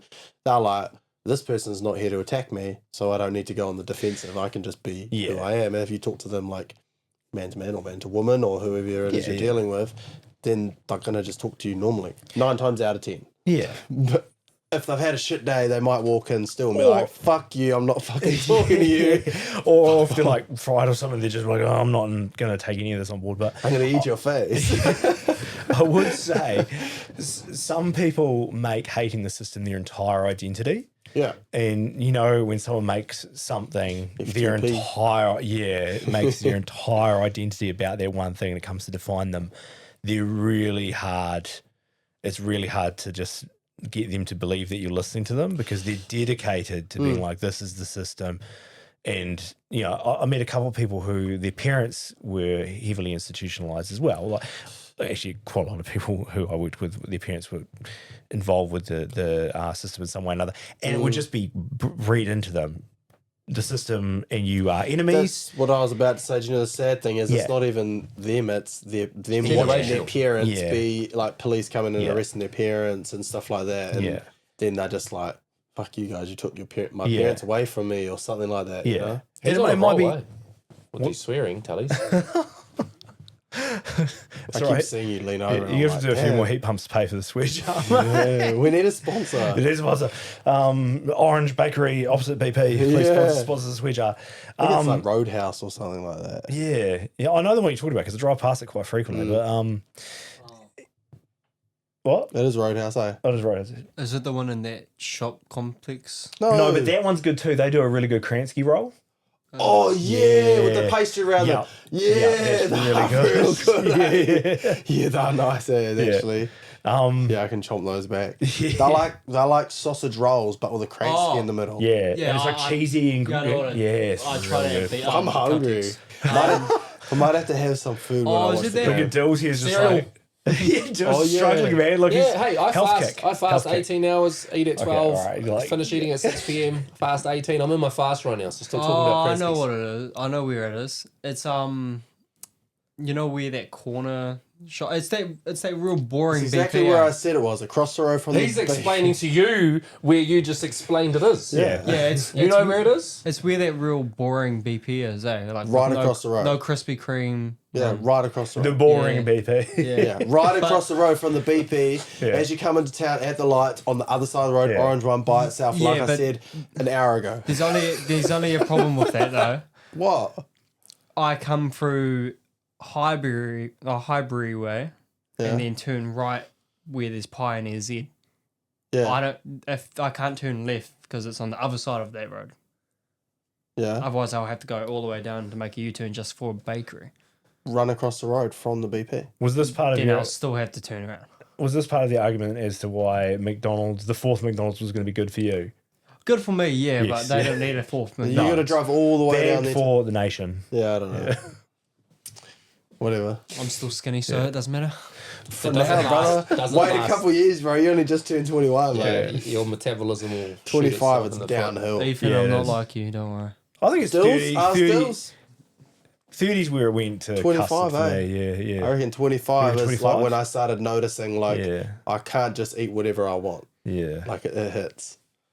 It's bad. Yeah, I'll Not saying I'm like periodically... chubs, but like around the gut, like your gut, I think Yeah. just It's doesn't the really. first place to put the fat on and the last place to get the fat off. Fat eh? off, For males. yeah. Mm. For males. Yeah. But females, apparently, what is it for females? The hips, I think, eh? Why did you look at me when I was there? Well, you might know. Keep eating. I like big hips. Big hips. You heard it here, folks. Yeah. He says, keep eating, ladies. Yeah. For the hips. 100%. Yeah, nice. Thick. No, Nice. body positive. It's good. We've derailed our own conversation by the fitness chat. I can pull us Just back. pull us back. I facilitated a couple of creative arts music programs for primary school students. Okay. And in that, you get this classroom setting, multiple students, and you're trying to facilitate the session. And it's very hard, even with these kids, and it's been this minor thing such as creative arts, to get a buy-in from everybody, get everybody on board, everybody participating. How do you then go to a bunch of alleged offenders in a setting like that and get their buy-in? How are you working with the ones that aren't interested, essentially? We would do like a reasonably in-depth interview process with guys to make sure that we were getting ones who at least had some degree of motivation. Right. And I'll be real, a lot of them were motivated because it was like, hey, do this and you'll get out soon, kind of thing. You get Yes. time off and stuff like that. That's what I thought about ticking the box. Like Yes. they're just doing what they need to. Yeah, and I'll be real with you. Some of the best ones were the ones that you got on board to tick the box, and then they end up getting real into it, and then they wanted to keep coming along to like the follow up sessions and that was cool because you'd be like, well, I remember when you were just going like, I'm just doing this because you told me, or I'm just doing this because the judge will give me time off, kind of thing, and then they end up being like, no, do tell me about your mental health, bro, and be honest, like co-facilitating the session. That's really cool to see. Yeah. I love that. Yeah, mission accomplished. Yeah, Essentially. that was good. And again, media being media, you'll hear about the disasters that happen over any of the successes, but there were some successes, which was cool. Yeah, that's good to hear. And success has got to be relative too. So again, like I said, some of it's harm reduction. Sometimes people might stop using meth and start drinking the nicotine teas, perhaps, or something like that. You know, just Let's kick him back to weed. you joke, but yeah, that is a de-escalation, isn't it? Yeah. You know, at the end of the day, if they're going to green out on the couch, they're not going out eat there and some robbing chips. servos, you know? Eat chips. They might rob servos to get some more chips. They may do, yeah. I don't know if you'd ever be able to orchestrate a armed robbery if you were greened Slow out. motion. Like, so, yeah, some of that was just harm mitigation. That was a success. So, like, people will be like, oh, well, is a success. They're completely cleaned up. They've got their kids back. They're working. They've got a degree or something like that. It's like, no, not necessarily. It might be any part of those things. It might be, just harm mitigation. Like I said, I knew some guys who got out of the system and got really into the mixed martial arts scene, did really well in that. That seems to be like the biggest source of success for them. So that's good. Staying out of trouble, doing that's good. Not everyone needs to be millionaires. That's another thing. Like all of these guys come in with the expectations that they all have to be rich, which is, I think we all have to a degree. I think like the media being what it is, we just consume so much of it and we beat ourselves up. And, we were joking about sponsors earlier, but there is that like sincere, we actually do need to grind and we need to get more money and we need to like make it big. And I was going to say, we're not joking about no, I sponsors. know, We want some real sponsors. I know, but like these guys would be like, why am I not living up to the success I see portrayed in media all the time? Keeping up with the Joneses. Yeah, and that's really difficult to break as well. That addiction to your phone and not being good enough and seeing what everyone else is up to and. Yeah, so I think that drives a lot of offending as well. Like a lot of people think, the quickest way to become a big shot is go into a whole lot of really Sell drugs. stupid, really dumb shit, and it doesn't work out. The wheels fall off, and then they end up back, and then they go, I was just chasing what I thought everyone else had. In saying that, did you see the recent news, the Lotto guy? I remember him being the Lotto guy when I watched Lotto on TV as a kid. And he was just caught up in some big, like, money laundering, like, international drug lord kind of situation. I don't know his name, but he was the presenter on the Lotto for years. Like, if you look at like 2006. I don't know what he was doing exactly, but it was like breaking millions of dollars a week. Yeah, but it wasn't his. He was just probably getting paid a salary to present who won won all of that. But I don't think he's the kingpin of maybe the Lotto constantly operation. like being around people winning all that money. He's like, fuck, I want all that money. I want yeah, that, I so want that. he done something and ended up overseas doing something with some group, organised crime. Something uneducated. Here, you hear it here first. Breaking. What's his I got name? it. A former Lotto presenter who delivered 6 bars of gold bullion Yeah.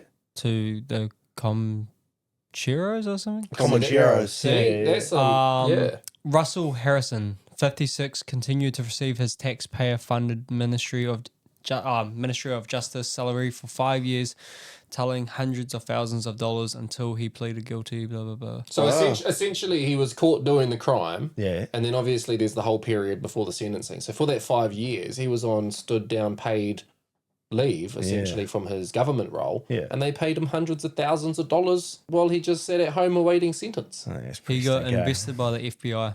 So And wow. what? that's Wow. He got what? Investigated by the FBI. No, what did he say? They invested in him. They They got gave him the invested. gold No, bars. invested By the FBI. Oh, FBI. hold on. The plot thickens. Hold on. That was an Harrison's, inside job. Harrison's link to the FBI investigation, dubbed Operation Trojan Shield or something, was received after an order suppression. His name was lifted to the court hearing when he admitted to his offending. Yeah, it's just basically just telling you everything. It was in the headlines last week, but I felt like it kind of went part and parcel with what we're just saying. You know, people want the good life. This guy was a millionaire, no. He was presenting the millionaires on the Lotto, and then behind the scenes was out there trying to do this to It probably shortcut kind of his way messes to you the up, top. to be fair, being like, oh, I'm making or christening a lot of people as millionaires, but I'm not one myself, kind of thing. Yeah. Seen it and I wanted mean, still don't go and sell bullion to the Comancheros, but it. Don't do that. no, don't do that. Yeah. I don't even know what's that. Holy shit. Gold No, bars? The Comancheros. Yeah, is that a a pretty notorious gang. I think they've got a pretty big presence in Australia and maybe now Auckland. is it like a motorcycle club? I think they all kind of start off as motorcycle clubs. Oh yeah. Yeah. You've not seen Sons of Anarchy? Yeah. Yeah, well that's It's a not. motorcycle club. Yeah, I know. I I like Jacks. So They're in the news a lot.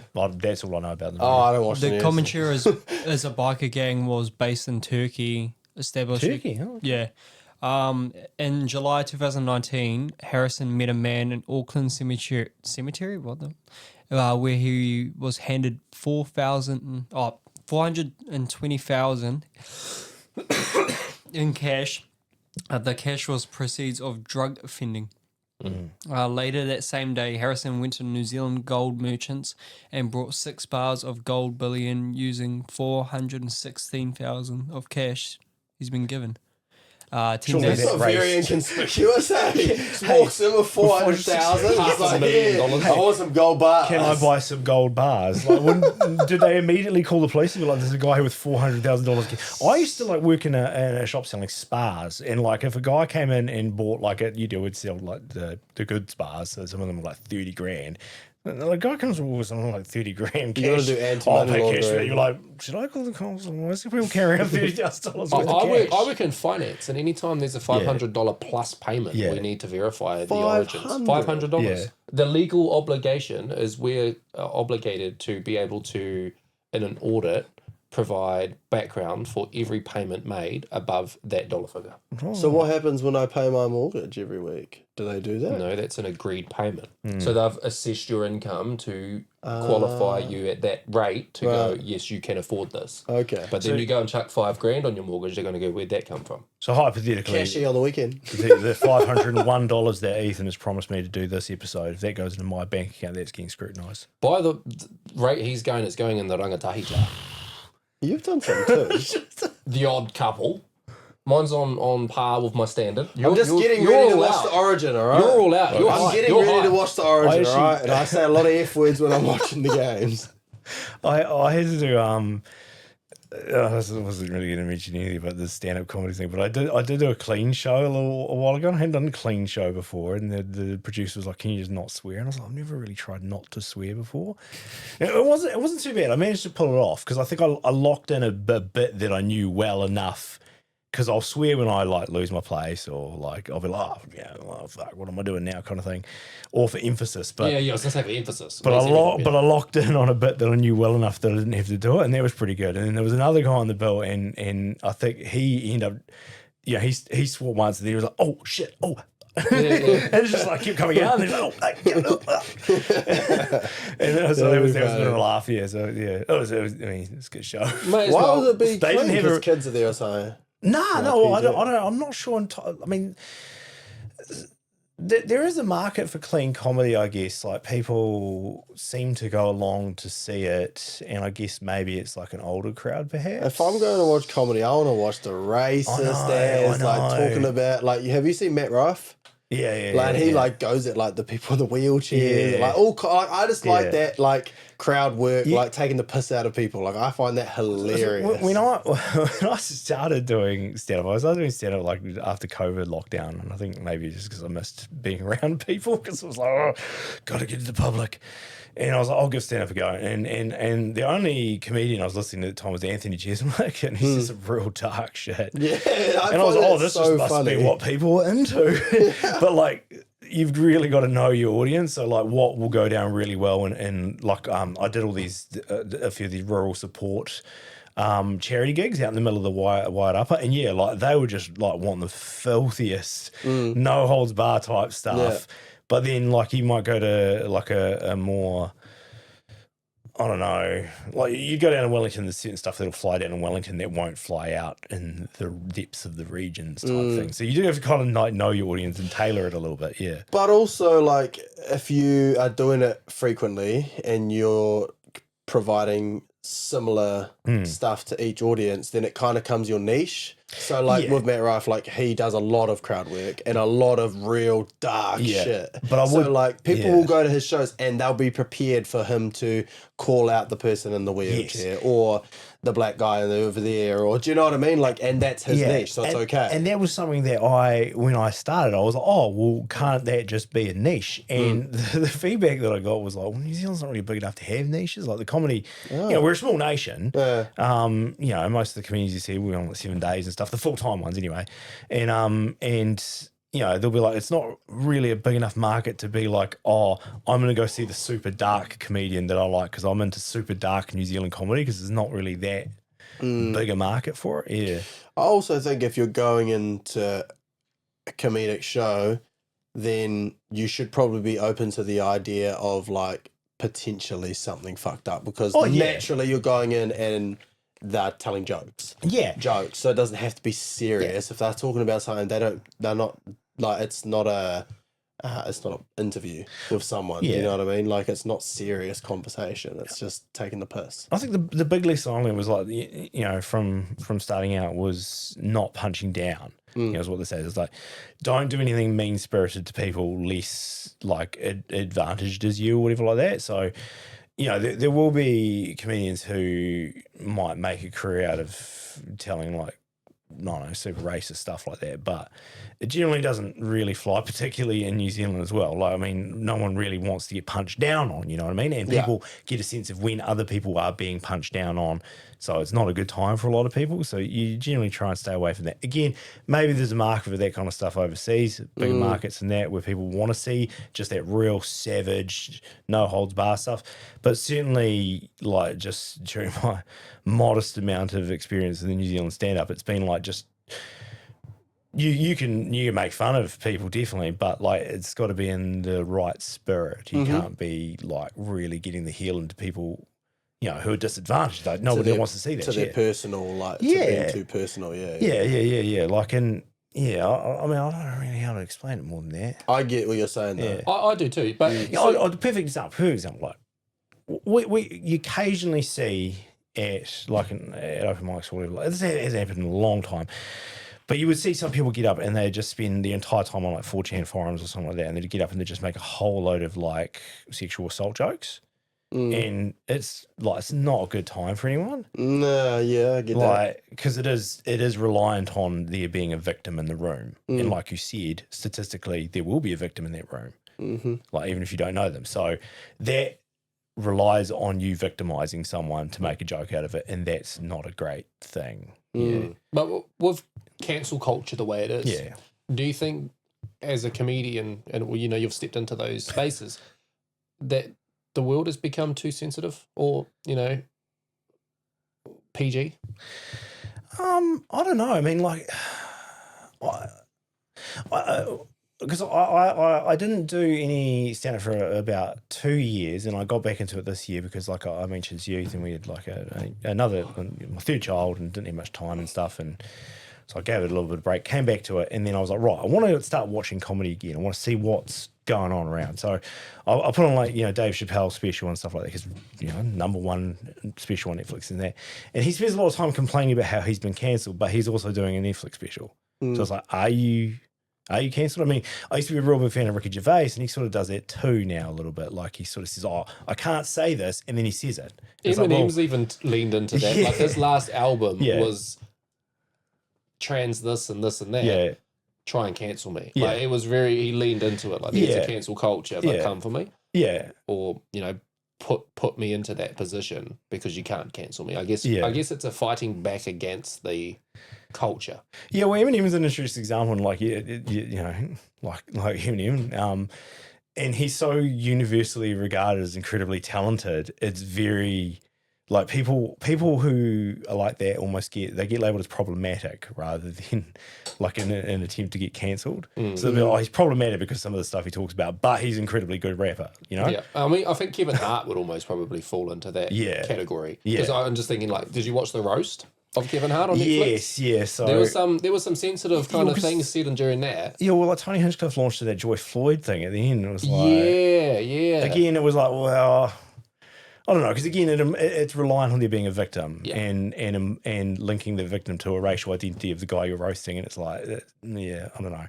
And again, some people probably find that really funny, but I don't know. It's not a great time when the audience feels that and gets really like sour on it. Yeah, I get that. I don't know.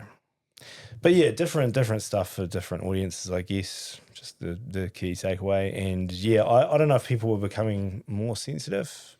I think that there's certainly a lot of people who are becoming way like desensitized to stuff in the world. And that's problematic as well, you know. Well, 100%, because like you can, and this was a recent example of something I seen in the media, but the chick went to do bungee jump and they didn't attach her cord. And she died. That was fake, eh? No, it was not fake. She was dead. Man, But she, like that video, and these guys will just biff her off the cliff and she's got no bungee cord attached. That was just everywhere. Yeah. You know, this did the Charlie Kirk shooting. But who the fuck? Like the entire timeline was just him getting his neck blown out. But that becomes just consumable media on these apps. So what's the flip side of that? People saying people are becoming too sensitive and everyone's a snowflake now. But on the flip side, everyone's just exposed to just constant ultra violence. I mean, you think like, I mean, I know we don't want to steer off too far into like political topics, but like the last 3 years of what's been going on in Gaza is just constantly people getting blown up and eviscerated and stuff like that, and that's just become normalized, and now and then. You do get things like Charlie Kirk gets shot or whatever, and it becomes a meme, and like people it's just this constant shifting of the window of what's funny further and further to the macabre, and I think that's quite dangerous too. Well, I remember like being a kid, like I don't know if you used to search out, was it That's Fucked or Rotten? Rotten.com? Yeah, so like I never looked at like the real bad shit. But like the Al Qaeda beheading videos? Yeah, like all people getting shot and stuff. Massacres. Like like people getting shot and stuff. Like you used to have to go looking for. Yeah, I remember there was one guy everywhere in the computer class who knew how to get to that, and he'd be like, "Oh, check this out," kind of thing, and I'd be like, "What the fuck have you found?" I never really knew, but I know people would be like, "Go and search this up," and I'd go home and search it up, and it'd be like, and I'd fucking had to quickly turn the speakers Oh, down so my yeah, nana would hear it. That was Some guys like nightmarish. hacking off his nuts or Nightmarish. something. As a kid, you go to rotten.com, that was nightmarish. Like, you would see heads blowing off, beheadings, Yeah. like, people get chopped with chainsaws and Yeah, man. stoned to death, all these crazy ass things. But like you said, you used to have to go hunt on Looking a for certain it. place to Can't find it. just scroll now. now. It's just in the scrolling. It's just hidden by a blurred screen. it's- This might be sensitive. And I'm like, well, Yeah. now I want to see what it is. But it is. Yeah. So is that like, you know, you mentioned, do you think people are becoming more sensitive? But the evidence seems to be to the contrary. We're becoming desensitized. There's a flip side to it, eh? Like we're being desensitized to the gruesome, Yeah. but then sensitive to the, you know, Yeah. like I guess feelings. Yeah. I'm still not desensitized to it. I can't even look at that shit. The other night, I don't know, did you see that video I put up of Naya fucking ripping out Ripping the tooth. Ivy's tooth? Yeah. Even watching her wiggling her tooth, I was Yeah. like, oh, that's disgusting. Yeah, And she came in, she's like, can someone pull my tooth out? And I was like, I'm not pulling your tooth out. Yeah, and then yeah. I was like, I'll do it. Yeah. So even watching now, like I Yeah. can't watch that. I watch people like those videos of like people breaking their ankles and stuff. Like, I hate that type of Yeah. stuff. I don't like gruesome things. So, Yeah. yeah, I definitely am. But not you mentioned like desensitized to it. comedy wise, you said you like the real savage stuff. I like the Yeah. jokes. So I think Yeah. it's funny to like take the piss. Like Yeah. I like if someone takes the piss out of me, I think it's funny. Like Yeah. I'm just like everyone needs to lighten up in regard to that type of thing. See, and that's what we're saying. There's Yeah, this yeah. flip side to the sensitive. Like people's feelings are getting hurt, Yeah. but they're becoming numb to Yeah. what maybe they shouldn't even be witnessing. I think Yeah. it depends on the the situation though. Like taking the piss out of me because I like, you know, I almost got that runaway try and I fell over in front of like 80 people. That was a good one on video Yeah, too. but yeah, you know, like I almost got this runaway try and I fell over in front of like 80 see, people. what- So you yeah. take the piss out of me for that, I'll laugh. But Yeah. like, say I have like a genetic disorder or something like that, something wrong with we me. were talking about MS before, right? Yeah. So if I made a joke targeting someone who had MS Yeah. about MS at his expense, that's not really cool of me, and it's No. not funny, and it's not clever. I get that. You know what I mean? Yeah. I guess this is another thing. Is it's real easy to just try and make is jokes easy. about people like people's problems. Yeah. Like I mean, and I guess like you know. Trump and stuff's made this real popular. You remember, like, he made fun of like the disabled congressman on stage, and he was like pretending that he had like palsy and stuff like that. And people thought it was like, oh, it's funny, and it was like, yeah, but it's I like, didn't even see it. it's real. That's a Trump thing to but do. it's not clever. It's real low hanging fruit Yeah, to yeah. be like, this guy has like cerebral palsy. I'm going to That's make a fun of fucked him. up. That's why I'm laughing. Because I'm Yeah. like, that's a fucked up thing Yeah, to do to the somebody. idea of doing something like that and it becoming normalized Being the is president almost too. so stupid. It is almost funny, just the idea of it. But actually doing it, it's kind of like really fucked up. That's what I mean. Like that's Yeah. such a. So why again, would the yeah. president do that? Yeah, That's so again, dumb. if you came to a show or whatever, and no, I keep saying you said you didn't have MS, but we're talking about MS before, right? Say you mentioned the thing with your hand, right? And He I put his found the hand name up of his hands it. like this. Yeah, and Dupuytren's contraction. I don't know. Yeah, Dupuytren's contraction disease. it sounds like a transformer, but yeah. Or an STD. Decepticon.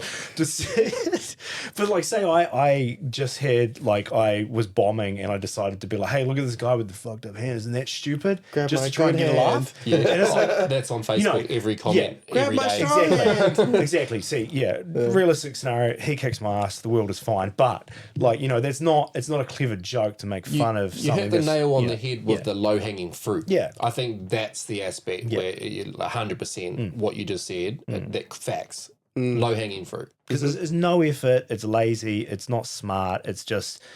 I feel like I can make myself look better in the scenario quickly by pointing out something wrong with someone else, and then hopefully get a couple of awkward laughs from people.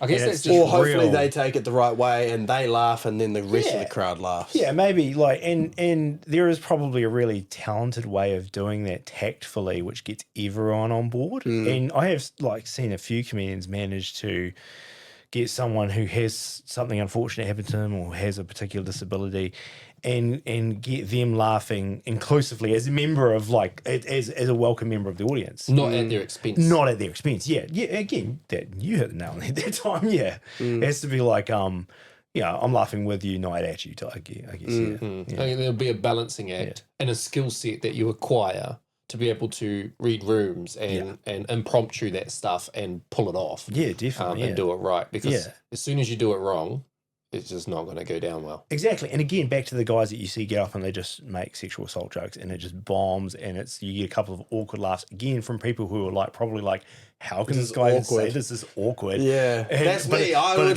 be the clever. one. I'd be the one sitting in the corner like, yeah, but it's like there is something funny about someone throwing their career away a little bit like that. Like if someone gets up and just absolutely eats shit, that in itself is kind of funny, but they might not necessarily be saying anything clever or well planned or thoughtful or insightful. And it's just like, actually just the sight of this guy eating shit and ruining his career is kind of funny. I think mine would be more like secondhand embarrassment for him. Yeah. Like laughing because I'm embarrassed and he's that's fucked up. No, I just said something so out the gate. Like, so I guess that's just the balancing act, I suppose. I don't know. I mean, I'm like super amateur at this stuff. I only really do local stuff. I've like, had really good conversations with a couple of like guys off the TV that I've opened for when they've come here, which has been nice. Like, Ben Hurley, Justine Smith, Sam Smith, Reese Mathewson, Joe Damon I mentioned before. I had really good conversations with them, and they're obviously really good at their craft and they know exactly how to read a room and exactly how to work what they've got in front of them. So it's all everyone laughing together kind of thing, not everyone laughing at one person. Yeah, and that's just reflective of their skill and how long they've been doing it. Yeah. So I want to pull us back to the beginning, and we checked in and you talked about 10 years on the antidepressants. Yeah, man. And I think that's quite interesting that it goes hand in hand with this venture that you're in with comedy. Yeah. Because it's quite a common trend that those that are being this funny person are the people that are fighting the internal demons and battles behind the scenes. Robin Williams, prime example. Yeah. So open up about that. Talk on that. How did you go through this process, getting diagnosed, getting onto the medication and coming off it? So when I suppose I started working in teaching, I suppose that was like my first real job, my first professional job, I guess, after graduating from uni and stuff. All through uni, like I would, just probably be drinking with my flatmates quite a bit, whatever comes with that. But when I started trying to be like, right, I'm a teacher now, I'm going to school, I'm trying to like stay clear-headed and be professional and everything like that. Like I really found that if I didn't have like, just drinking with the guys to fall back on most nights, like a lot of that stress and anxiety would build up. And then I ended up getting like, you'd have a massive day and I ended up getting heart palpitations and I get dizzy and like short of breath. I'd get like real like bad stomach pains and stuff like that. And I was always like, it is what it is. And it wasn't until I think I started with probation and I was still getting like a lot of those stress symptoms and that. And then someone I'd spoke to was going through a lot of like depression and stuff like that.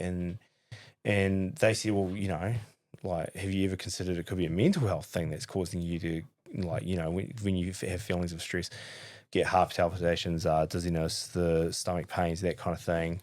And I'd sort of never really even given mental health the time of day. Like, again, raised in a pretty, like, just token working class family. Like, and being a male as well. Yeah, being a male, mental health is just not something you really talk about. Went to the doctor, described my symptoms to him, and he said, okay, well, I'll try you on some antidepressants. And it really helped. Like, got rid of all those symptoms I mentioned. Put me on a real even keel. But what I noticed was, like I started with citalopram, took that for a number of years when I was a probation officer, and that was good. But it ended up, like I'd kind of get resistant to them, I guess. Like, so then I'd go on to like a different one. I wanted to like sertraline for a bit, and it was good for a bit. And then, ended up going another one basically for over the course of 10 years. I'd do one for a few years, and then I'd get sort of resistant to it. Be taking quite a high dose. Doctor be like, oh, I think it's time we mix it up and you do a different one just because you might be getting resistant to this one. It's like building a tolerance. Yeah, building a tolerance to it. Yeah. And so that went on for about 10 years.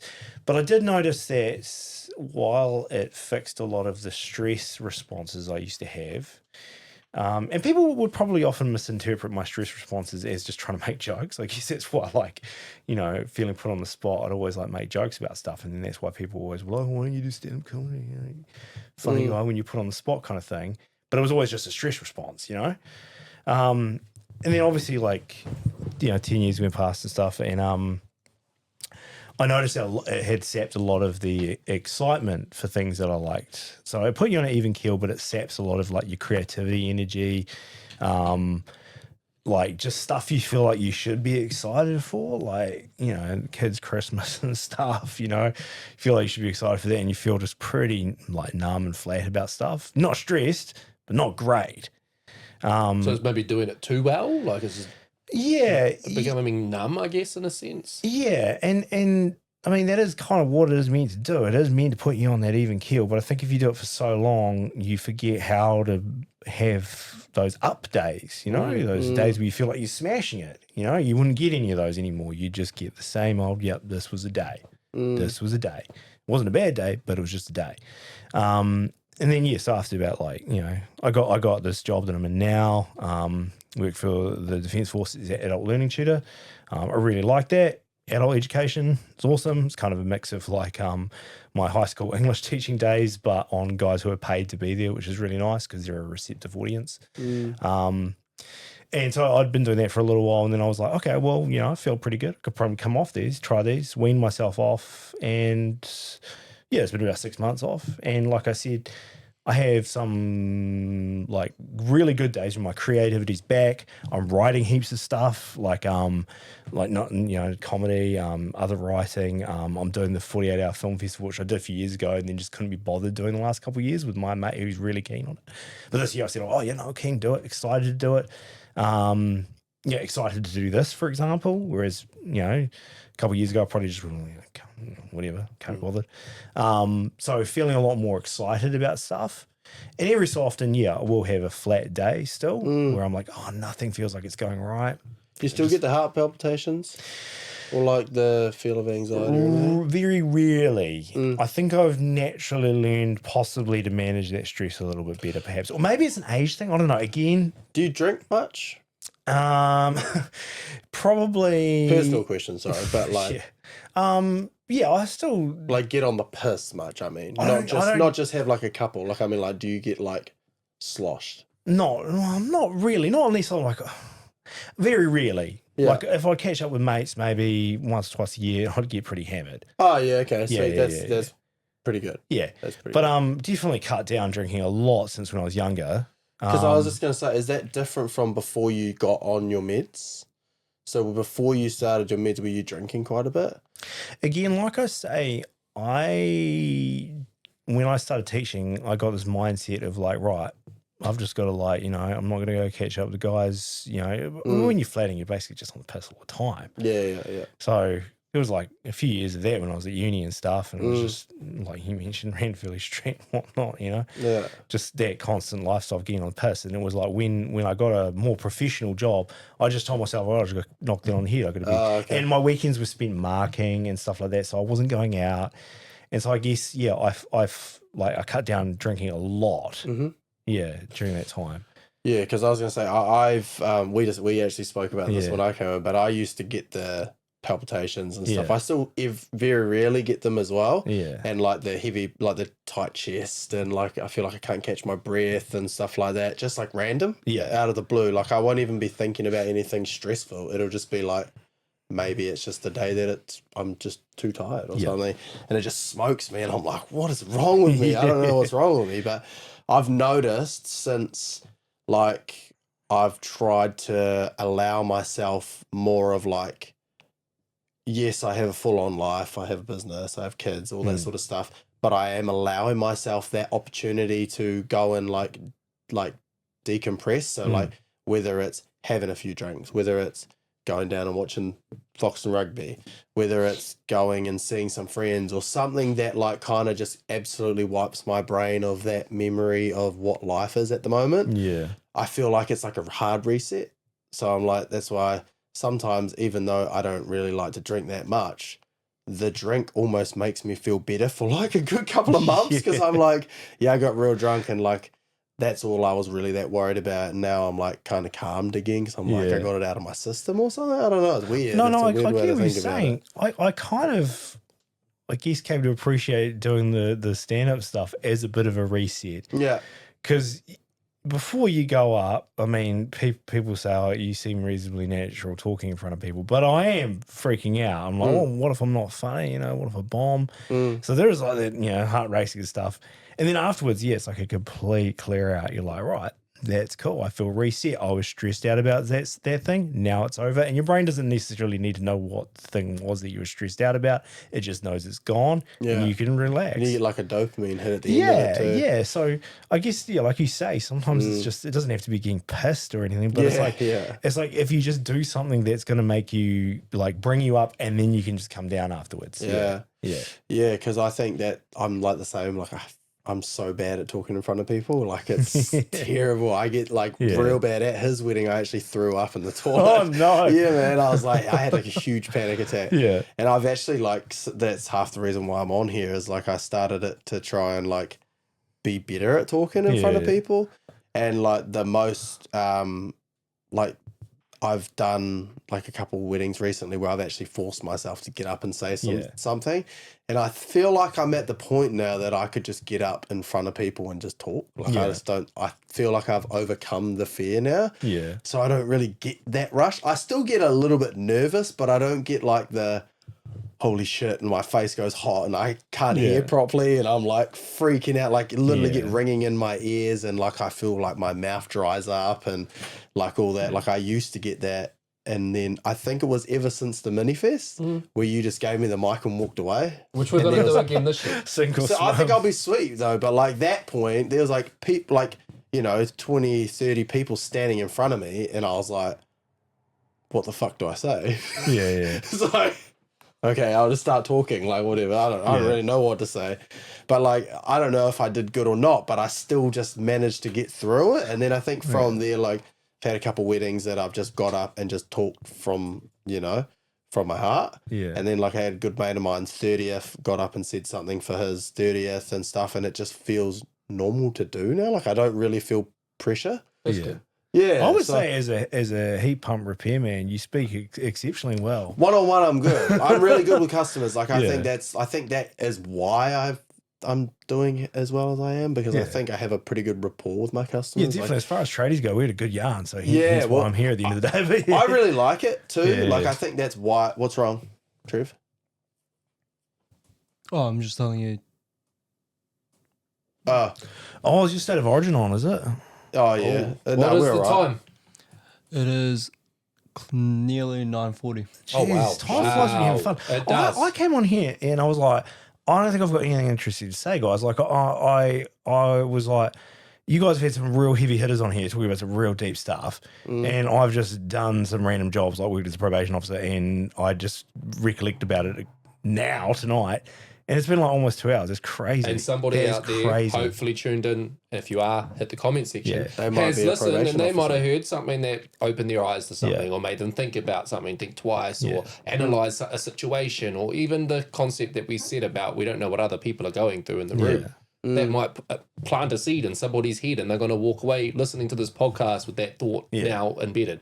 So the benefit is, we're just having a conversation. The cameras are on, but we're just talking, right? Somebody out there is hopefully listening and taking something away from it. And that's crucial. Again, if I can say nothing else, I'd just like to say that, I come like no judgment on the people that I worked with during that time, I often say to people, I can count on one hand the number of people I worked with at corrections who genuinely concerned me, like who I was like, this person is going to be a hazard. But there was like, again, count on one hand. Most of them, at least when I worked with them or saw them when they were sober in prison in a good state of mind, were willing to talk about like their mistakes, where they had gone wrong, and what they wanted to do better. So almost all of them, like I would say, most people are salvageable. You know what I mean? Almost everyone is salvageable. Well, everyone's human, aren't they? Yeah. So, I mean, and a lot of things, like we've had people from all walks of life and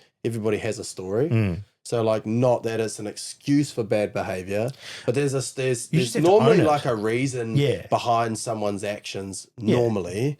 And if they can own it, then they can do something about it, eh? Totally. Yeah, definitely. I think the opportunity exists for everyone to own what's going on for them at the end of the day, And you see, like, there's probably going to be people in the comments being like, oh, soft touch, just they lock them all up kind of thing. And it's like, well, Some people do. Where do you go as a society at that point? You know, Some people do deserve to be fucking loved. oh yeah, definitely. I'm not saying that. I'm not saying that they don't, but I'm saying that, like, you know, there is a tendency to sort of just be like, oh, you know, you got done for stealing one thing in your life, lock you up, kind of thing. And it was like, okay, well, that's it costs a freaking fortune to keep people locked up. So, and B, how does it reflect on our society where, like, the punishment for stealing food or something is so drastic, you know? So, I don't know, just, again, I would say, yeah, try not to come across as having too much judgment for people, and also just, you hope that they take the opportunity to think about their actions and what they can do better, I guess. It's interesting you mentioned, like, you could count the people on one hand that maybe were That genuinely freaked me out, yeah. but none of them hit you with a hammer. No, exactly. It was a total stranger. Yeah. Total stranger. Yeah. Don't know that guy. Again, hope he's doing better in life. Do you? Because I feel like I want to carry a hammer and bash him with it. I appreciate the support. Don't do that, Appreciate guys. the Don't support do for you that. guys. Both of us are like, oh, fuck it. Yeah, go get the hammer, whack him back. Yeah, no, I try to pick up, like, from the good mana of the podcast to be like, wish well upon others. You guys are like, fuck this guy. They hit you with a hammer, bro. We don't get him. Open If he season. walks up with the hammer and then decides not to do it, all good. But if he hits you, hit him back. Yeah. No, fair enough. Yeah. Yeah, what goes around comes back Try around. not to carry that around with me. Don't. I know you mentioned no judgment, but we judge him. Yeah, no, for sure. I appreciate Yeah, judging we for got me, your back. bro. We got your back. We got back. We may Judgment as for well. hire. We may as well jump to the Yeah, mate. conclusion because Brother E needs to go watch the State of Origins. You've got to drive Queenslander. back all the way to Palmerston North. I do. There's not even a McDonald's on that drive Not yet, no. through Pioneer yet No, for you. So, no.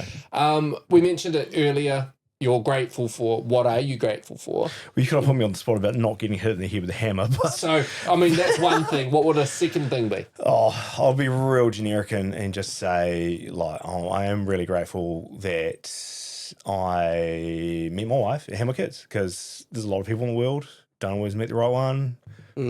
All we can hope to do is meet someone that works, and yeah, we've got 3 lovely children out of it, so very grateful Kind of for just that. gave man. me like the quagmire.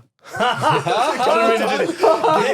what I do. Kids, That's what I do when I'm like, I'm being really corny and irritating myself. I'll be like, So yeah. Sorry, that's not a quagmire thing. That's I'm being like really irritating myself right now. Right. Yeah. Well, But I would just say quagmire I'm works. really grateful for my family, man. I know it's massive. super generic, but they definitely are amazing. Shout out to your family. Yeah. Kazi DJ, TJ, what are you grateful for? Oh, what am I grateful for? I'd say my partner. I'm grateful because she made a soup for me. We got a slow cooker, and she made this nice pork soup, vegetable soup. So that I can't wait to eat that tonight. Pork vegetable? Yeah, Okay. it tastes like boil up but without watercress. Nice. What else? Grateful for my cast members Nice. because they're Shout really, out to your cast members. they're really supportive of what my role is. Is this for Jagged Little Pill? Yep. Very good. Yeah. Shout out cast members Jagged Little Pill. Yep. What else? I want to give a shout out to my coworker because he just got a new house. Shout out to your and co-worker. It's a real nice house and live in. So yeah, and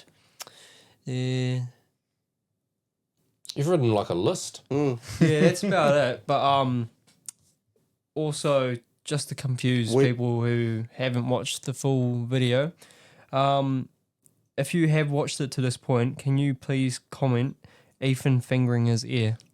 Huh?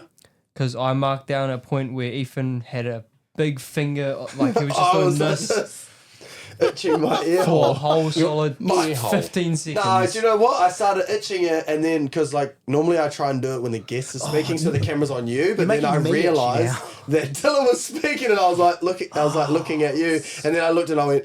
So you're fingering your ear hole and looking at me. Psychosomatic. I was itching my ear, like my ear hole was itchy. I don't If know you why. missed it, it is at 1 hour and 3 minutes. Draw attention to it. Okay, we'll put that in the I timestamp. couldn't help myself. I was just my ear hole was itchy. So what are you grateful for? That it's not anymore? That is not That you itched? my unitched. I'm not grateful for Trev pointing out that because I already was like self-conscious about it. I caught myself and I But now tried it's to getting slyly timestamped. put my headphone back on. There's so many cameras in here, you're not going to get away with I don't that. know how you picked that up. Yeah. That's funny. Oh, and I'm not grateful for how many times I've said the F word tonight. Yeah, Man, I hope you did not watch this whole episode. I'm Lots. sorry. You know what's annoying? I totaled it. Like, I was like, oh yeah, he won't swear anymore. Totaled it. Then you swore like 5 times after. I was like, I get enthusiastic, and that's how I use them as adjectives. It emphasizes. Yeah. Grateful for.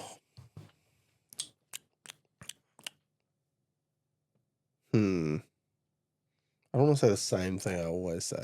Yeah, I took family, which is a big one. Yeah. Yeah. Generic in there first. That's as always every week one. As a Good. I'm glad you asked me first then, so he has to think about it. Shit. Oh, there's another one. No, shit's not a swear word. No, it's a poo. Yeah. It's a It's not a swear word. It's I a poo. am grateful for Cuzzy Trev. Oh, Man, that's Thanks. lovely. Thanks for doing what you do for us, Cuzzy Trev, because we wouldn't be able to do the podcast if you weren't here. Cheers, Trev. AKA Monday night. Hence why we're filming on a Wednesday. Yeah. That's right. We couldn't do it because he wasn't here. And because he let us know that it's almost time for the Origin to start, Yes. and I'm not going to miss it. That's right. Shock because he I'm going to did have it. time to get my Wheat-Bix clusters and sit down and watch the game. Awesome, exciting. I'm grateful that we are at the end of the kids' rugby season because it's been quite the commitment every single Saturday. Did you not enjoy it? No, I did. I'm not saying I'm ungrateful that we had it, but I'm grateful to be at the end of it for this time period. But I enjoyed it, and I shout out to the Fox and Rugby Club that puts that on for the kids because, man, I even said that to them in person last weekend. They do a great job at organising and managing and getting the coaching and the teams and the collective and the chats and the fundraising and the plans and the everything they're doing. You're bringing Warrior to the fun day on Saturday? Yes, I'm just trying to map out because we've got Logan and Arena coming down on Friday. I don't know if they're staying the night, but just trying to map out around if they'll be at our house and what that looks like. And You when should we tell get him away. that his brother's playing in the semi-final. He'd as probably well. be aware. Maybe I'd he imagine. didn't come to the last game. oh, it's Sparky, brother. Mm. Yeah, I know him because I've been on site with him before. SES. Well, shout out to him. Yeah. We did skip the jump the gun a little bit. What is your thoughts on the Making a Statement podcast now that you've sat there as a guest, but you've also sat behind the scenes as a consumer, a listener? But what's your thoughts on the podcast? I think it's like really, you guys have a really good setup here, man. I was really impressed. Like I said, I listen to a lot of like, I guess, comedy, politics, podcasts and stuff. So this is a lot different, but it's really cool how you managed to find some guys with some heavy stuff. Like I said, like I was really worried like the stuff I was bringing was pretty lightweight. And again, sorry if I've just run my mouth and spouted crap. And again, if I've poorly phrased anything, apologize for that to anyone listening. I think you guys are both very good interviewers. You say you're not a natural speaker, but you do very well. Absolutely. You've clearly practiced Facts. this, so yeah. No. But no, I was impressed with your professionalism. With you were like, right, here's the email, and this is the run through of the show. This is the format. It was all like really official looking. You're like, here's the questions. Like I could see you formulating based on the modest amount of information you knew about me, what you were going to ask. And you've obviously memorized that because I'm really bad at memorizing things. Although I didn't bring a notebook, didn't refer to a notebook a single time tonight. So you've done very well in steering the conversation. I find it interesting that you said professional, but you showed up here, knocked on the door, I just finished shitting, you shook my hand, and then we came out here and I farted. Well, yeah. Look, not everyone gets it first try, okay? Hey, if you're It's walking more away like- thinking that man's professional, Yeah. I'll take it. It's No, I definitely informal professionalism. Yeah. We're Because you shit informal. too. Oh, everyone shits. Facts. Yeah. See? And not everyone gets it first Except time. King So, Jong-un. respect. Facts. Yeah. I'm happy with that. It's a good close. I think what we're going to do is something a little bit different. Usually I pass it off to the right. We say we're out, sayonara. But you do a good Arnold Schwarzenegger impression. So you can look at that camera and close us with something that Arnold would say. You've been listening to the Making a Statement podcast. Thank you for joining us with tonight. Thank you to Ethan. Thank you to Dills. Thank you to myself, Alex Neal. Is that enough? Yeah. Sweet. But is there a shebang there, Trev? You gotta actually shut the cameras off and stuff. Bye. I'm Ethan. We out. Gonna happen as fire by fighter, ain't nobody putting it down. I'm holding it down, no common grounds. I'm making a statement, is the way to claim that you're running the town.